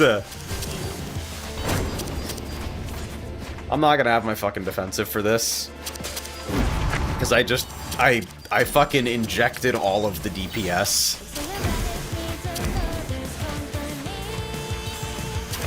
We are injecting the Mary Jane directly into the eyeballs on this one.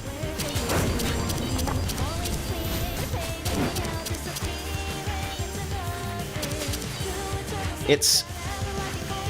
the thing that I think I'm going to be struggling with, like, showing people for the longest time is, like, especially in arcade genres. Ooh, that palette might be cute. Oh, alright, I fuck with it.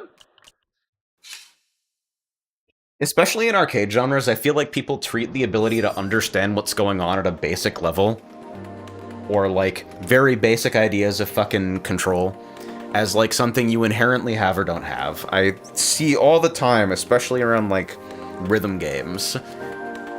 It's like, oh, I could never do that.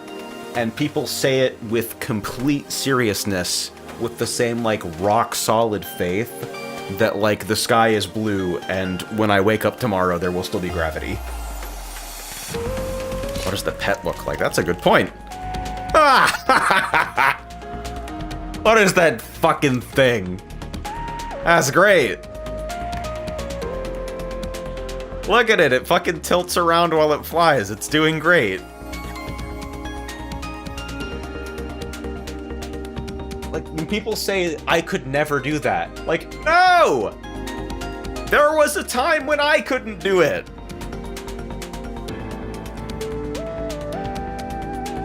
Like, I don't know.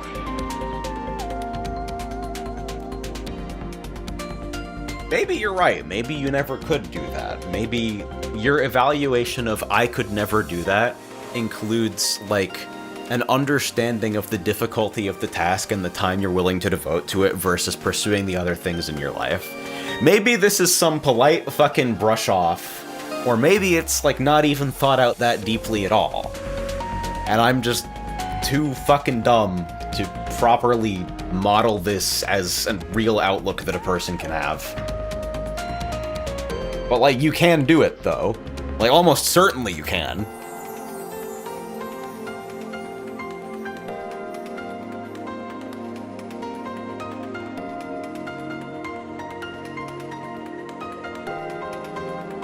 People see thing I can't do right now and just completely fail to model any kind of improvement process between where they are and, like, getting to that point.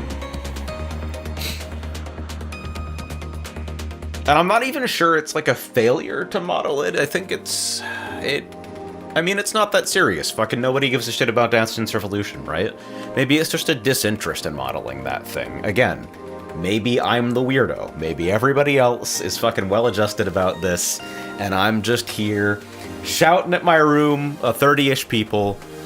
By the way, 30's a fucking lot of people, really, when you think about it. Fucking thank you for keeping me company.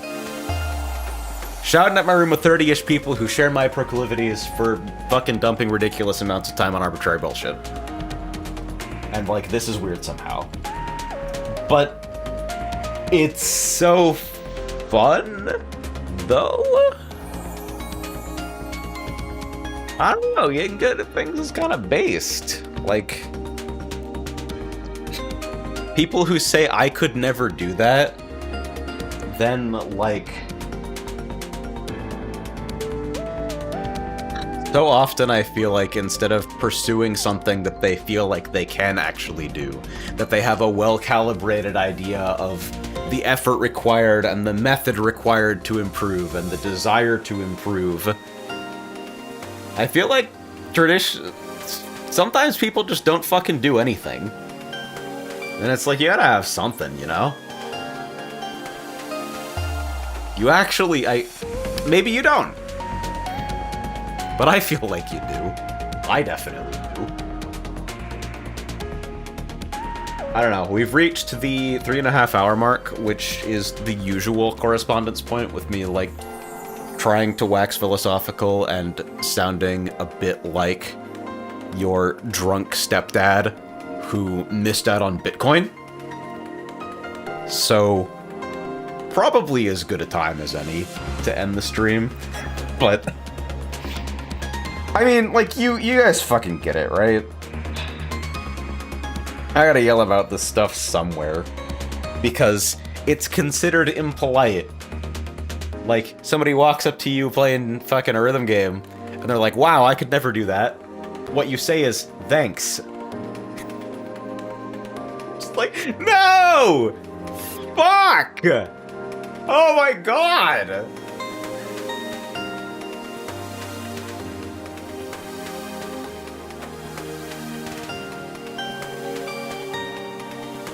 Dealing with the multiple rematches against what the Internet Who Remembers This Game claimed to be the worst boss in the game. It's like, okay, is it the worst boss in the game, or, like, did it interrupt your forward progress? And, like, when asked to think about the game, did you instead choose to treat the challenge like a fucking hole that you need to dig, instead of a puzzle to be solved or a process to be determined? It's not all fucking holes, man. Alright. Get the fuck out of here. It's been enough time. I do deeply appreciate the company on a late night. Holy fuck, it's 1 in the morning. I mean, that doesn't matter to me. I don't sleep for another 5 or 6 hours, but, like, probably some of you do. And in that case, thanks for sticking around, and also, go to bed.